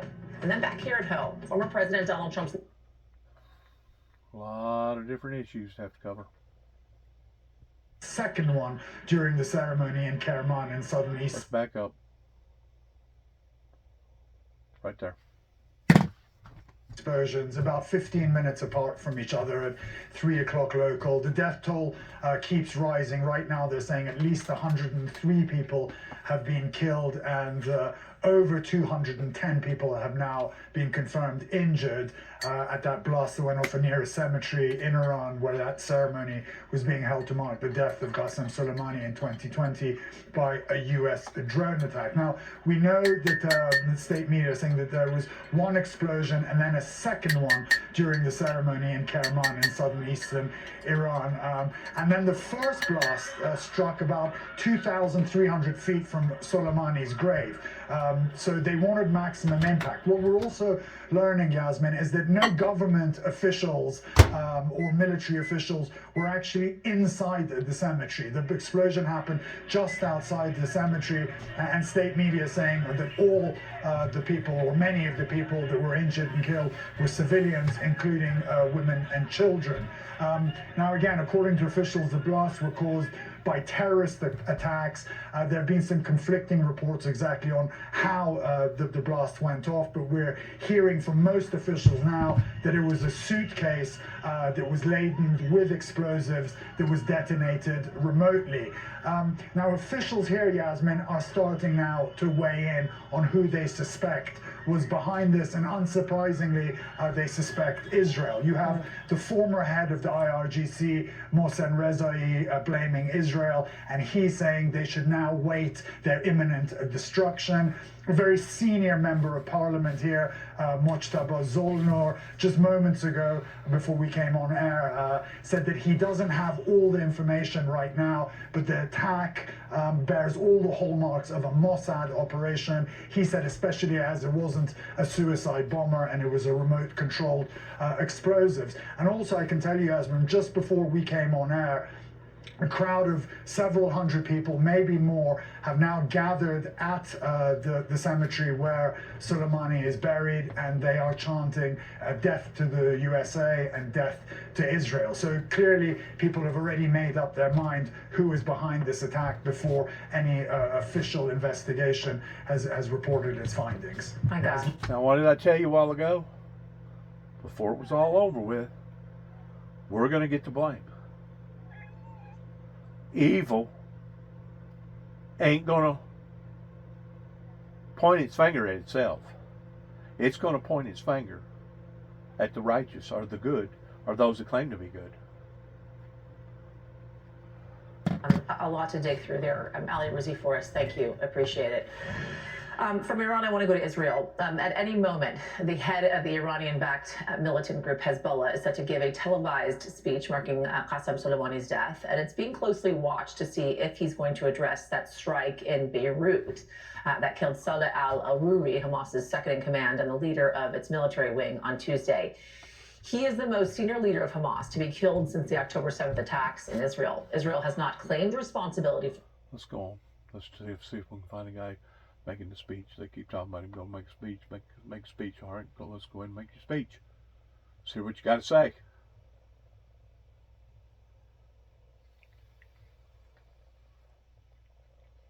A retired four-star general and an NBC News military analyst. General, a lot going on here.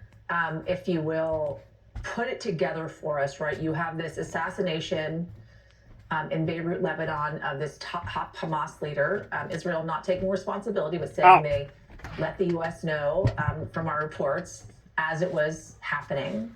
So fingers are pointing towards Israel. You have these twin blasts in Kerman in Iran. And Iran has already made its decision as to who's responsible for that. No one has taken responsibility. No evidence to suggest anybody is responsible as of yet.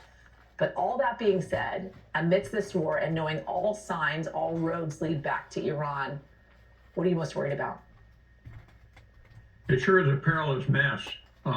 In my estimation, the assassination by Israel of 7 senior Hamas leaders inside Lebanon, in Beirut, was a provocative act that plays into the hands of Hamas.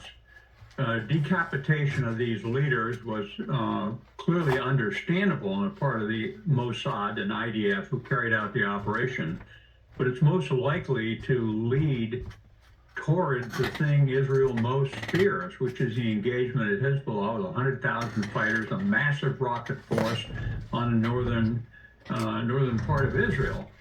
Israel, right now, under intense international pressure to include growing enmity from the United States, not just the Biden administration, but the Democratic Party in particular, is trying to disengage in Gaza. So they've announced they're going to pull 5 brigades out of Gaza, 20,000 some odd troops, trying to send them back, they were reservists, send them back to the economy.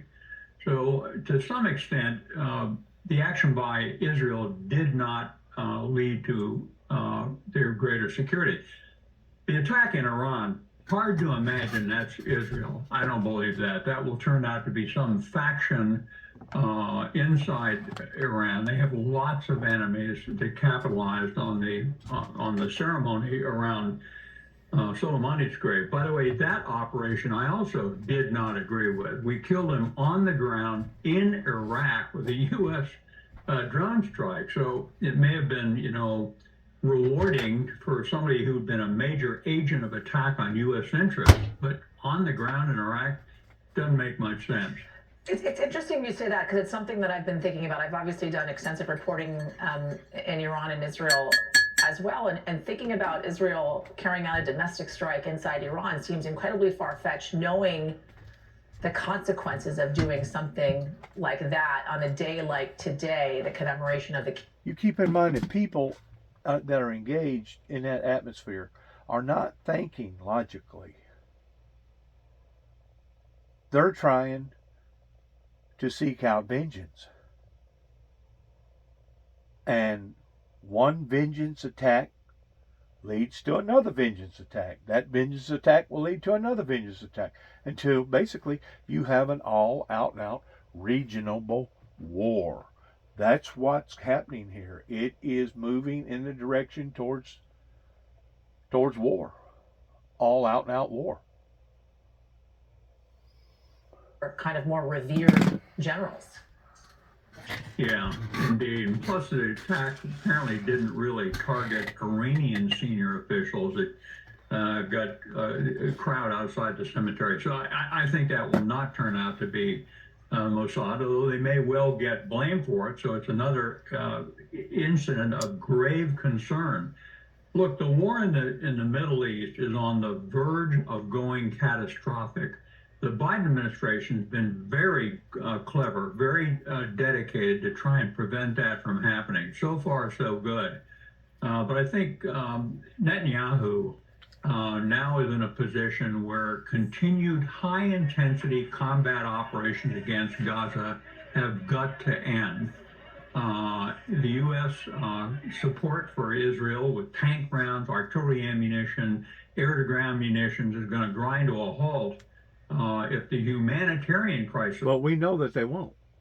And because we know that they won't, we need to start preparing ourselves of the inevitable.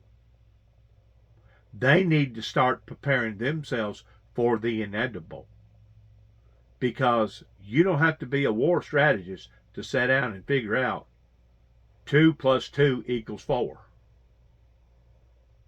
This is turning into a Winston Churchill scenario that looked at the Civil War in America and said because all the elements had lined up at the same time that the war was basically unpreventable that happened in America. That's what you're looking at over here. You're looking at an unpreventable, massive, major occurrence. And keep in mind, we're in the 21st century. We'll no longer just be dealing with common everyday warfare, conventional warfare. That's what really, really concerns me with all of this, even that over there in Ukraine and Russia. Crisis on the ground in Gaza worsens. I had some hope that, Israel announced they were going to end their 16-year naval blockade of Gaza and start bringing in humanitarian supplies, staging them out of Cyprus. Hopefully that will begin to happen. But I think the humanitarian crisis in Gaza is real. It's got to be addressed by Israel and its Arab neighbors, Egypt, Jordan, Saudi Arabia. Where are they? General Barry McCaffrey, as always, sir, thank you. Appreciate it. I want to bring in now here in studio is Avi Meir, the outgoing editor-in-chief of the Jerusalem Post. Avi, it's great to see you in person. The last time you and I spoke was the days after October 7th. I know you've been through a lot in the last few months amidst this war. I want you first to react to what the general was just talking about and what you heard him say there. Look, I think he's right. Certainly with regard to the attack in Iran, it does not bear the hallmark of an Israeli incident. Israel does not target innocent civilians at funerals. That's just not what Israel does. Israel is alleged to have targeted Iranian military figures, but that is not what we saw at the cemetery. So I think it's fairly clear, as the general said, that that's not what was happening. As for the strike in Lebanon, again, indications are that this was Israel. Israel has not taken responsibility for this strike. But if we talk about provocation and escalation, in the Israeli understanding, the provocation and the escalation was October the 7th, when Hamas perpetrated the worst massacre of Jews since the Holocaust, murdering 1,200 people, abducting, mutilating, raping. That is, in many Israelis' understanding, the very root of everything we're seeing today. And so whether or not Israel carried out this strike in Beirut that took out the senior Hamas leader, Israeli leaders have said no one who participated in the October 7th massacre will be safe. But going after a Hamas leader in Beirut, in Lebanon, and the general just said it, doesn't necessarily think that it was the right calculation made by Israel. That's what the general just said. But they'll get the blame for it. Somewhat of a provocation when it comes to Hezbollah, right? Hassan Nasrallah has said they don't want to get involved in this conflict. Now we wonder, will they change their mind that a strike has happened in Beirut, in Lebanon? What do you think? What do you think? Safe harbor for this Hamas leader there. I mean, the notion that Hezbollah isn't already involved seems somewhat far-fetched. Hezbollah has been engaged in combat since October the 7th, firing rockets into northern Israel. Northern Israel has essentially been depopulated. Dozens of towns and villages have been vacated of their residents because of these ongoing Hezbollah attacks. So whether Hezbollah now uses this as a pretext to further intensify its attacks on Israel remains to be seen. But Hezbollah, as an arm of Iran, has been involved in this from day one and will likely continue to be so long as its Iranian sponsors enable it to do so. I want to talk about what's happening domestically in Israel while I have you here, because you've been on the ground there for quite some time. You live back and forth between there and here. I want to talk about the sentiment on the ground. We know the humanitarian crisis that's happening on the ground in Gaza, right? 20,000 plus people have been killed, as been told by us by the Gaza Health Ministry. I know that many folks from the IDF that I've continuously interviewed always dispute those numbers, but nonetheless, women and children are dying, and women and children died on October 7th as well, which we know. What is the sentiment on the ground in Israel watching these images, knowing what's happening with this war and these continued strikes in Gaza? Look, I think for many Israelis, the images coming out of Gaza are heartbreaking. No one wants to see images of women, children being killed, of mass destruction. Israel did not want this war. This was a war launched by the atrocities on October the 7th. It was a calculated move by Hamas to perpetrate that massacre. And everything that has ensued has been the result of that attack. Hezbollah, along with Hamas, have embedded themselves amongst civilians. Hamas does this as a matter of practice. It is not a glitch, rather a feature of how it operates. And so when you see this mass destruction in Gaza, it's important to understand that is Hamas's action. That is exactly what it wants to see happen, because it embeds itself amongst civilians in order to win either way. If Israel doesn't strike in order to spare civilians, then Hamas wins because it isn't being responded to. And if Israel does strike and civilians are killed, Israel is blamed for having done so. And so I think it's obviously heartbreaking to see the images coming out of Gaza, but it's also important to see them in context and realize this is all part of Hamas's game in order to hold both Israelis and Palestinians hostage to its murderous agenda. The world is watching this, and the Prime Minister has said he's going to continue. This war will go on. We're seeing polling come out of Israel right now, and he is not popular. 15% of Israelis want Prime Minister Netanyahu to stay in office. He wasn't popular before this war began because of his judicial reforms, some of which have now been overturned by the Supreme Court just 2 days ago, and he's not popular now. How long does he stay? At what point do the Israelis say, you have to go, even during this wartime? I think it's unlikely that we're likely to see a transition in power during the war. We know the war could continue for a while, so it's possible the Prime Minister may stay in office for quite some time. But as you said, he is becoming deeply unpopular. He is one of the only Israeli leaders who has not taken personal responsibility for the failures of October the 7th. He may feel that taking responsibility is a sign of weakness. In the perception of many Israelis, it's his inability to take responsibility that is actually projecting weakness. And I think that if he were to say, yes, I, like the rest of Israel's leadership, like the rest of the military establishment in Israel, do bear some responsibility, that could help perhaps reinstate his stature in Israeli eyes. But at the moment, it does not appear as though he is going to last much longer after this war. Avi Meir, thank you. Appreciate it. All right, up next, everybody, former President Donald Trump faces a slew of legal issues, winding their way through the legal system right now. Still ain't heard the speech. Still ain't heard the speech. Moved up 60 minutes and still ain't heard the speech that they was talking about an hour and 30 minutes ago on this clock. On the TV clock. Maybe it come about now, I don't know. Great. Go to jacuzzi bathroom up.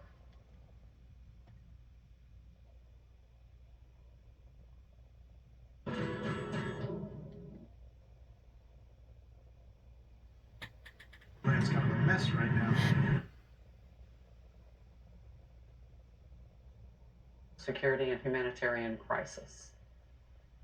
The president continues to ignore what is a national and humanitarian crisis at our southern border. What must we do to finally secure the border? I continue to keep telling people that we do not have the proper people in power that's supposed to be responsible for our better welfare.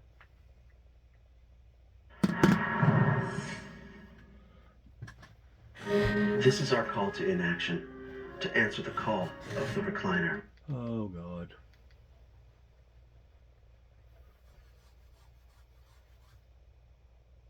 For parts and repairs.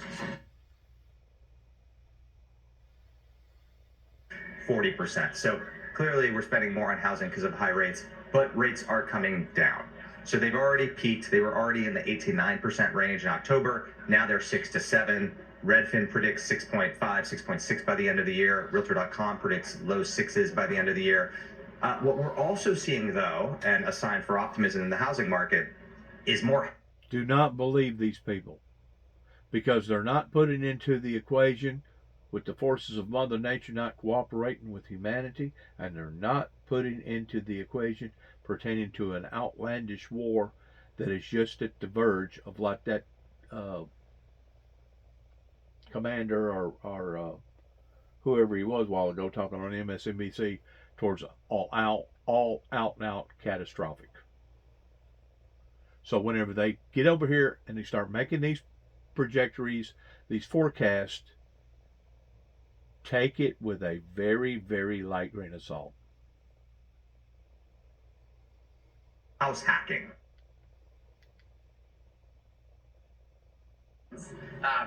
A lot of frustration around what was perceived as a double standard. I think this is just very much about outside influence and the way that it's really pressuring, and that's just deeply problematic. So problematic and double standard, those questions became overwhelming, and to a point where we went from just a couple of weeks ago where the Harvard board was unanimously in favor of keeping her on, to yesterday where they were unanimously in favor of accepting her Still ain't heard no speech. A lot to follow there, Rahim Ellis. Thank you. Appreciate it. All right, coming up next, everybody, what a new abortion ruling in Texas means for women in that state. You are watching Jose Diaz-Pilar Reports. We'll be right back. Now, see, they only had an interview for about maybe, I'm gonna say, right now, 2 minutes. About 2 minutes is what they interviewed at, and now they're going to something else. See, the media, you can't trust the media. Whenever they tell you that somebody's going to be speaking in 40 minutes or about 40 minutes, and now almost 2 hours has passed. Is moving here 2 weeks out because how can you put faith in people that get up there and tell lies? It can really matter more than anything who is moving up at the moment that the voters are going to their caucus sites, who's moving in the other.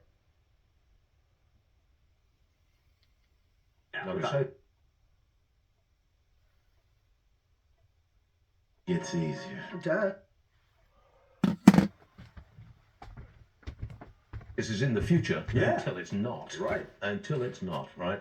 Thanks so much, Mark. Show me the Dow 30, please. I want a sense of the market. We say that every day.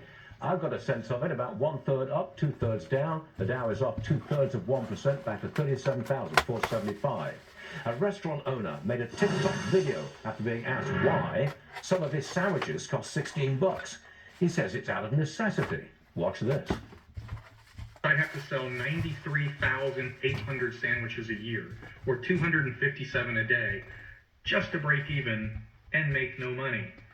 That's fascinating. We're going to ask him to break down the $16 sandwich after this. Well, you got rent, you got overhead. I think this is kind of coming down to... Guy probably obviously didn't make the right decisions whenever he stuck his neck too far out. The worry every single month. And because of it, now he has to charge $3 more for a sandwich than the guy down the road, because the guy down the road was smarter. The guy down the road was more conservative with his decisions, and because of it, he can compete with this individual selling his sandwich. Didn't mention slavery as selling his sandwich for $16 a sandwich versus the other guy that's only selling his sandwich for $12.99. It's got to do with physics. The dynamics is different. That's the reason why the guy has to charge $16 versus the guy that's only charging $12.99. free as a cause. It's got a lot of responses, you know. We're just going to play the clip so our audience is reminded, and then we'll get your reaction. Here's that. What was the cause of the United States Civil War? I think the cause of the Civil War was basically how government was going to run, the freedoms and what people could and couldn't do. What do you think the cause of the Civil War was? In the year 2023, it's astonishing to me that you answer that question without mentioning the word slavery. And there it is, saying, what do you want me to say about slavery? Goes on. I know you've been on a number of interviews after the fact. You've been asked about this constantly. If you just wanted to clarify what happened there and why was slavery not brought up in that moment?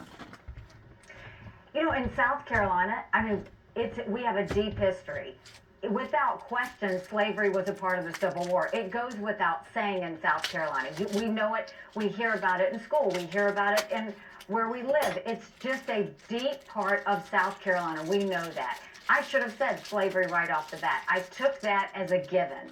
And I went forward on the fact that it really, going forward, as we look to the future, and the lessons of that is, what was the role of government? Economically, socially, and what were the individual rights of people to have freedom of speech, freedom of religion, freedom to do anything they wanted to be without a person or government getting in the way.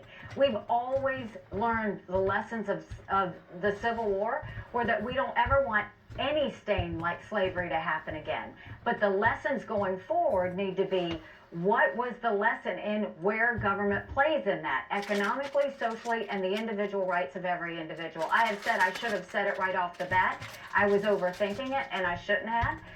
But the reality is, you're talking to a Southern governor that removed the Confederate flag from the State House grounds, who dealt with 9 amazing souls that we lost in a church, who dealt with the fact that an African-American unarmed black man, Walter Scott, was shot 7 times in the back by a dirty cop, and South Carolina was the first state in the country to come out with a body camera law. We've dealt with these issues many times. Every single year there was an issue that we dealt with it. But we didn't have riots like they did in Ferguson. We had vigils. We didn't have protests. We had prayer. And South Carolina got through it and showed the entire country what strength and grace looks like. Governor, if I could just jump in, do you think, this is, some conversations have come up in some conversations, the question about the Civil War in a town hall, do you have any comment on that, and why that may have been brought up at a town hall amidst looking ahead, that's looking back? Look, every town hall, we open it up. We don't screen our questions. We take questions from Democrats, Republicans, and independents. And this is the time where we see opponents send people, different parties send people. There's a reason the Democrats have billboards against me in Iowa. There's a reason that they're sending out people to stir trouble. But look, that's the nature of the game. And we're going to continue to answer those questions. I think that's more important than anything else. And, it was a mistake on my part to not say it immediately. I was thinking more towards the future, and that person wanted me to talk about the past, and, I'll gladly own that. Yeah, and we appreciate you coming on. And again, answering our questions. Former UN Ambassador, presidential candidate on the Republican side, Nikki Haley, joining us today. Thank you very much. We appreciate your time. Thanks so much. Go to NikkiHaley.com. We're going to do this. All right. Take care. We've got reaction to our interview with Nikki Haley. That is coming up next on National Report. Don't want to miss it.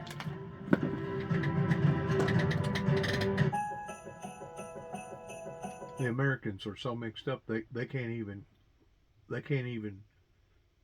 pinpoint rightfully of what happened in the past, much less what's happening in the present, and they for darn sure ain't gonna be able to agree on everything that's gonna happen in the future. Mixed up bunch.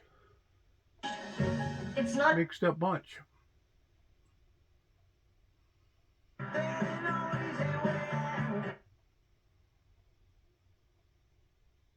Much in the same way as people have resisted quarantine in the context of the pandemic. It's bad for business. It's unnecessary.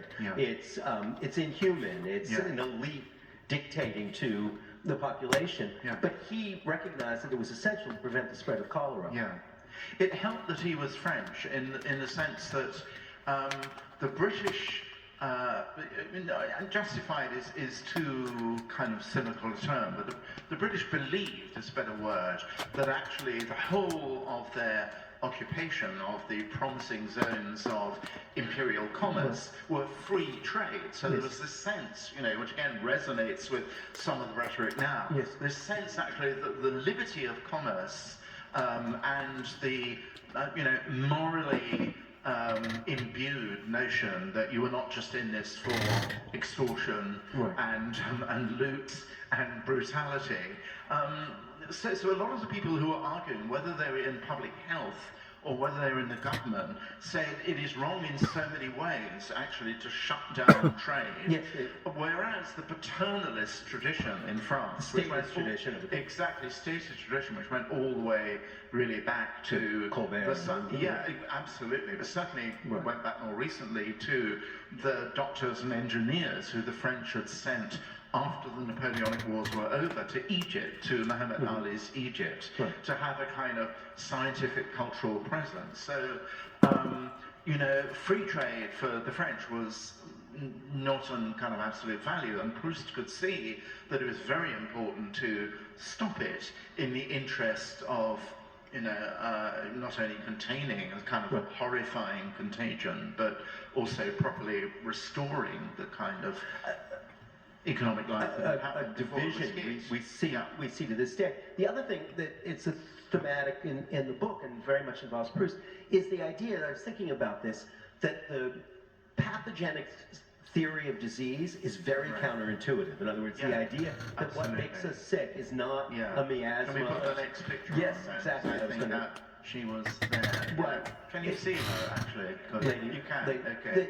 It's very, as I say, very counterintuitive for people to understand. It isn't the general state of the world. It isn't vapors. It isn't a miasma rising river. It's these little foreign bodies that invade our own that are the cause of disease. It's very, you would think it's a crucial modern idea, but it's very hard for people to accept it. Yes. Well, there were two other wildly counterintuitive you know, thoughts that are provoked by that, you know, partial understanding.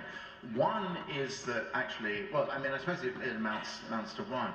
One, that you needed to actually get these, you know, that you would only be able to fight off the foreign bodies by the antibodies that are in, you know, your immune system. But that this woman, this is the second counterintuitive thing, because clearly in the early 1700s, I'll tell you who she is in a second. In the early 1700s, there's no understanding, no knowledge that there is such a thing as the immune system, no understanding of what antibodies might be. There are hunches that the body has some sort of arsenal of internal biological weapons to contain the most virulent diseases. But then in those circumstances of microbiological complete ignorance, to actually invite a toxin into your otherwise perfectly healthy body on the grounds that a mild attack of smallpox, for example, which is killing 1 in 6 people in the first decades of the 1700s, is to kind of ensure that you will not die of it, presuppose a staggering leap of faith. And this is Lady Mary Wellet Montagu, who's the wife of the British ambassador in Constantinople around 1715, 1716 or so.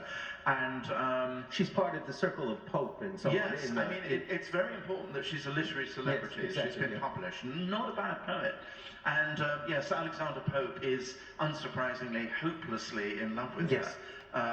But she knows John Gay and, you know, people of that kind.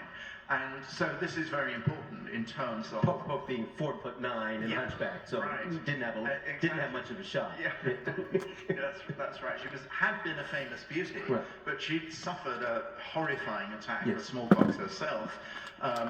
She'd lost her brother, her elder brother, in 1715.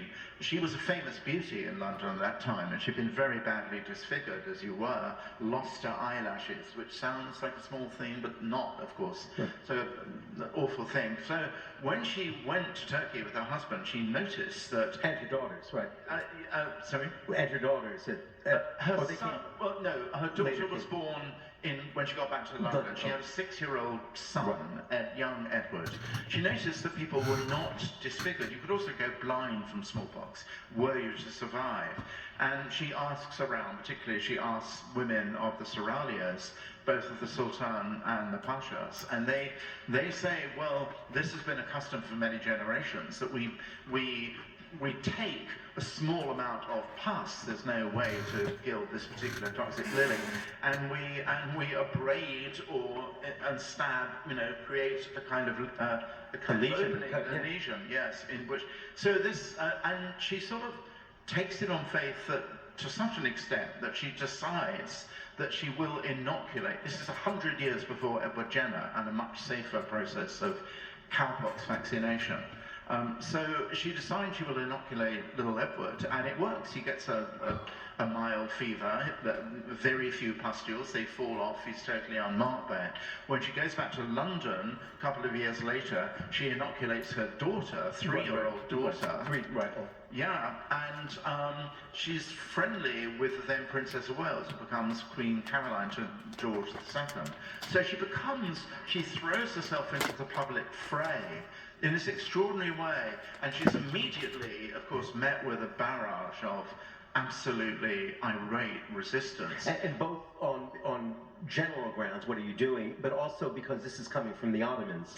Well, and a third ground is that it's a woman and a mother, and she's specifically accused by one pamphleteer saying, what kind of mother would deliberately invite poison into the healthy body of her children? Right.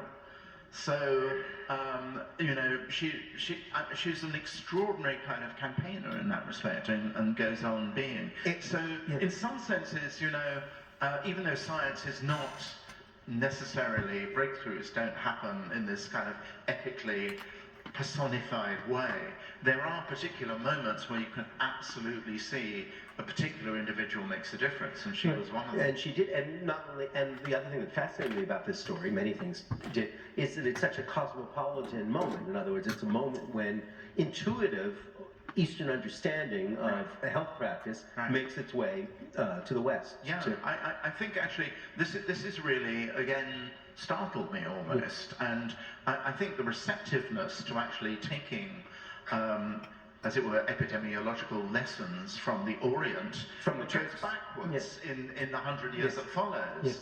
It's not only that she, you know, and others publish. There's an extraordinary. And we're going to leave this Book TV program to take.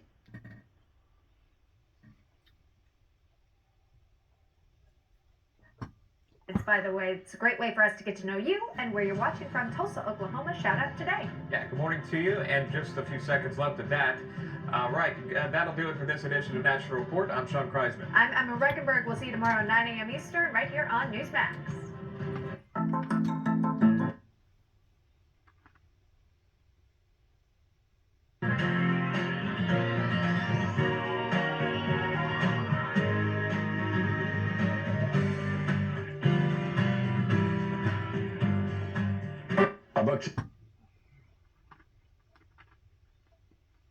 Conflict could become a regional war. Also, less than 2 weeks before the Iowa caucuses, the race for the White House kicks into high gear.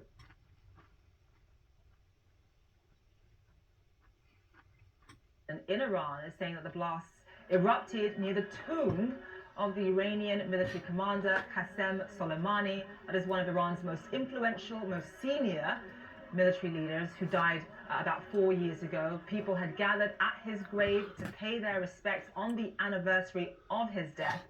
Soleimani was killed in a U.S. airstrike in Iraq 4 years ago today. So far, though, there has been no claim at this point in time in terms of any group claiming responsibility, but it is important to note that today's explosions come at a time of rising tensions throughout the Middle East. I want to bring in CNN's Nada Bashir, who's been following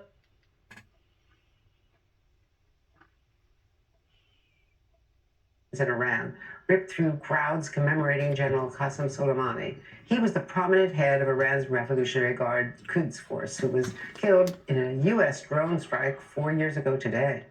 The timing of these blasts today is growing suspicion after, of course, the death of a top Hamas official by an Israeli strike in Beirut Tuesday. But we begin in Iran with NBC News Tehran bureau chief. We don't cover that.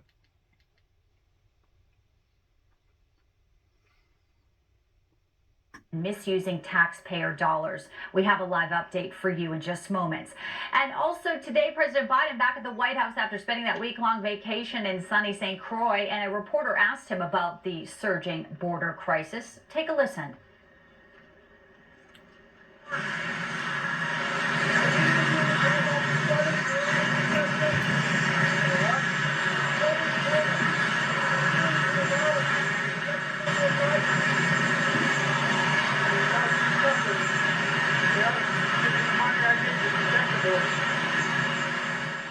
Give me the money. Biden blaming Congress for the border crisis. Speaker Mike Johnson today leads that congressional delegation to It's all of them's fault.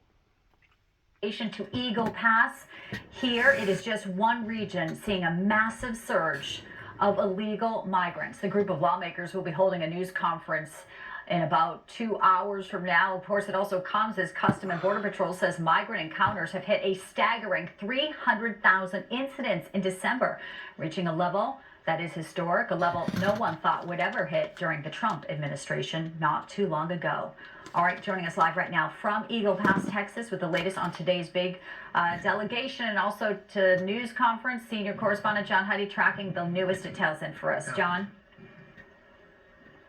Yeah, Bianca, Eagle Pass in the Del Rio sector of the border has really been on the front line. Let's go back and see if we can get this guy's interview that we was looking for a while ago. If not, I'm fixing to let this go.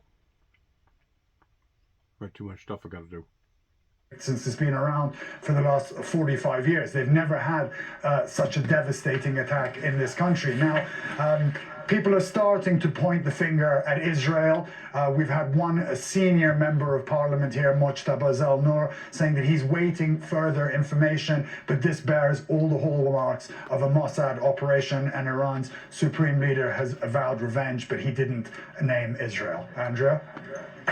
Ali Arouzi, thank you so much for starting us off. And of course, those blasts in Iran coming less than 24 hours after the assassination of that top Hamas official inside a Hezbollah, also, of course, backed by Iran, a Hezbollah stronghold in Beirut. Several U.S. officials telling NBC News that Israeli officials informed Washington during, but not in advance of that attack. Moments after the strike, Mark Regev, a top advisor of Prime Minister Netanyahu's, would neither confirm nor deny Israeli responsibility in an interview with me. My Prime Minister, my Defense Minister, my Chief of Staff have all said in the past that people, terrorist commanders involved in killing Israeli civilians, anyone involved in the October 7th massacre, is a legitimate target. Whoever did this has a gripe with Hamas. It's, once again, whoever did this, it's not an attack on the Lebanese state. It's not an attack on the Hezbollah terrorist organization. Whoever did this, it's an attack on Hamas. That's very clear.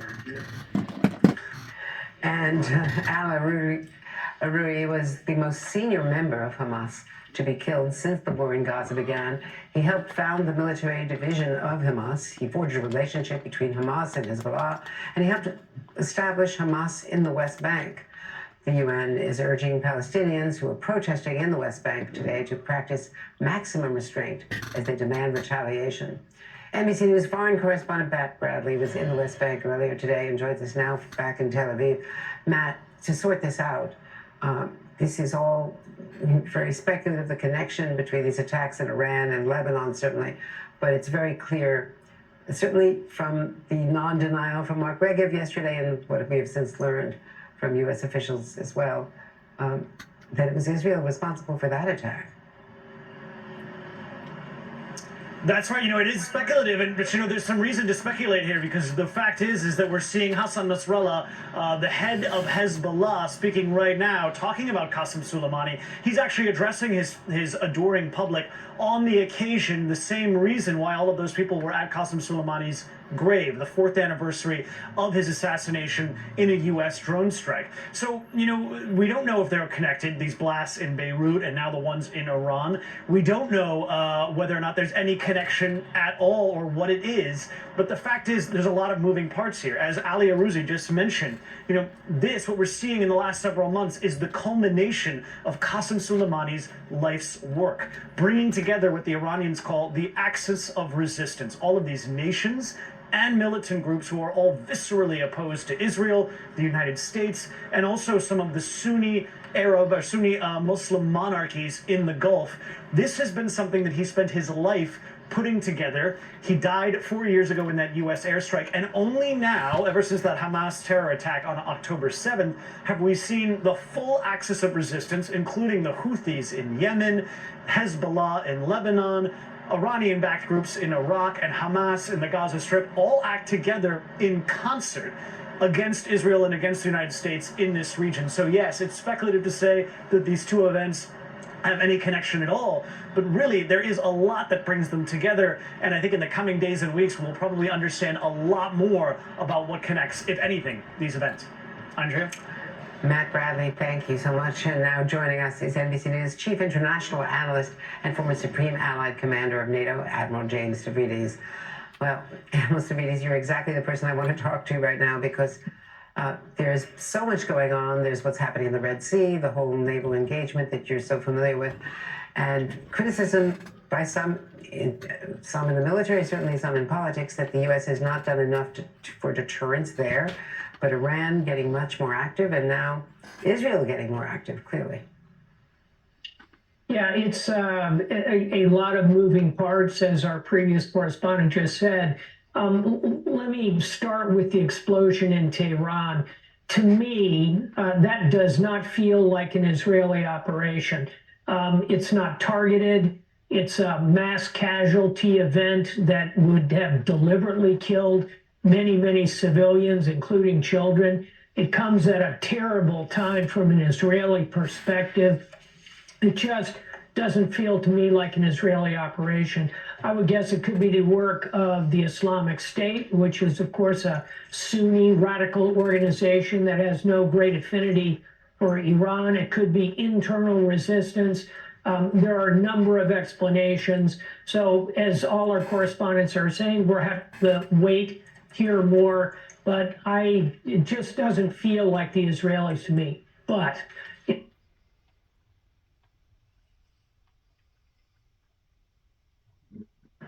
heard the big bang, and I turned and I saw that flame that was making a trace.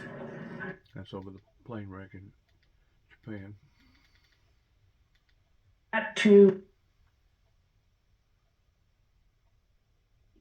As always, you do a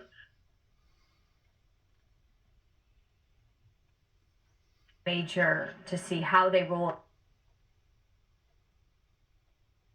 Announced they were going to be leaving on January 21st.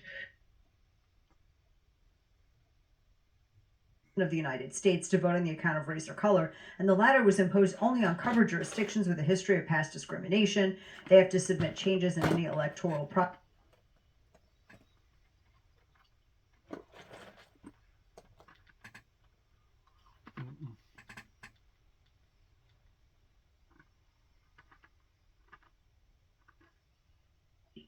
hoaxy.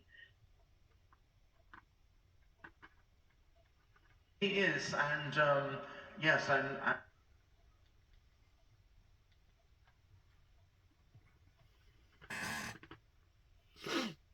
Foreseeable future, and that's really unfortunate.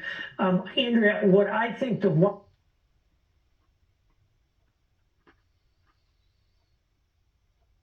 may still be trapped beneath the rubble. In just the last day or so, officials said what's that earthquake?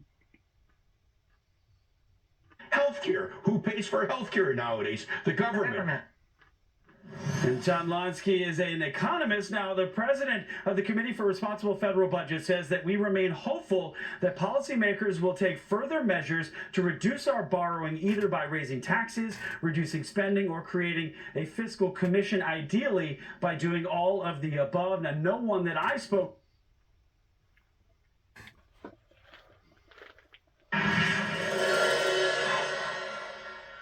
Introducing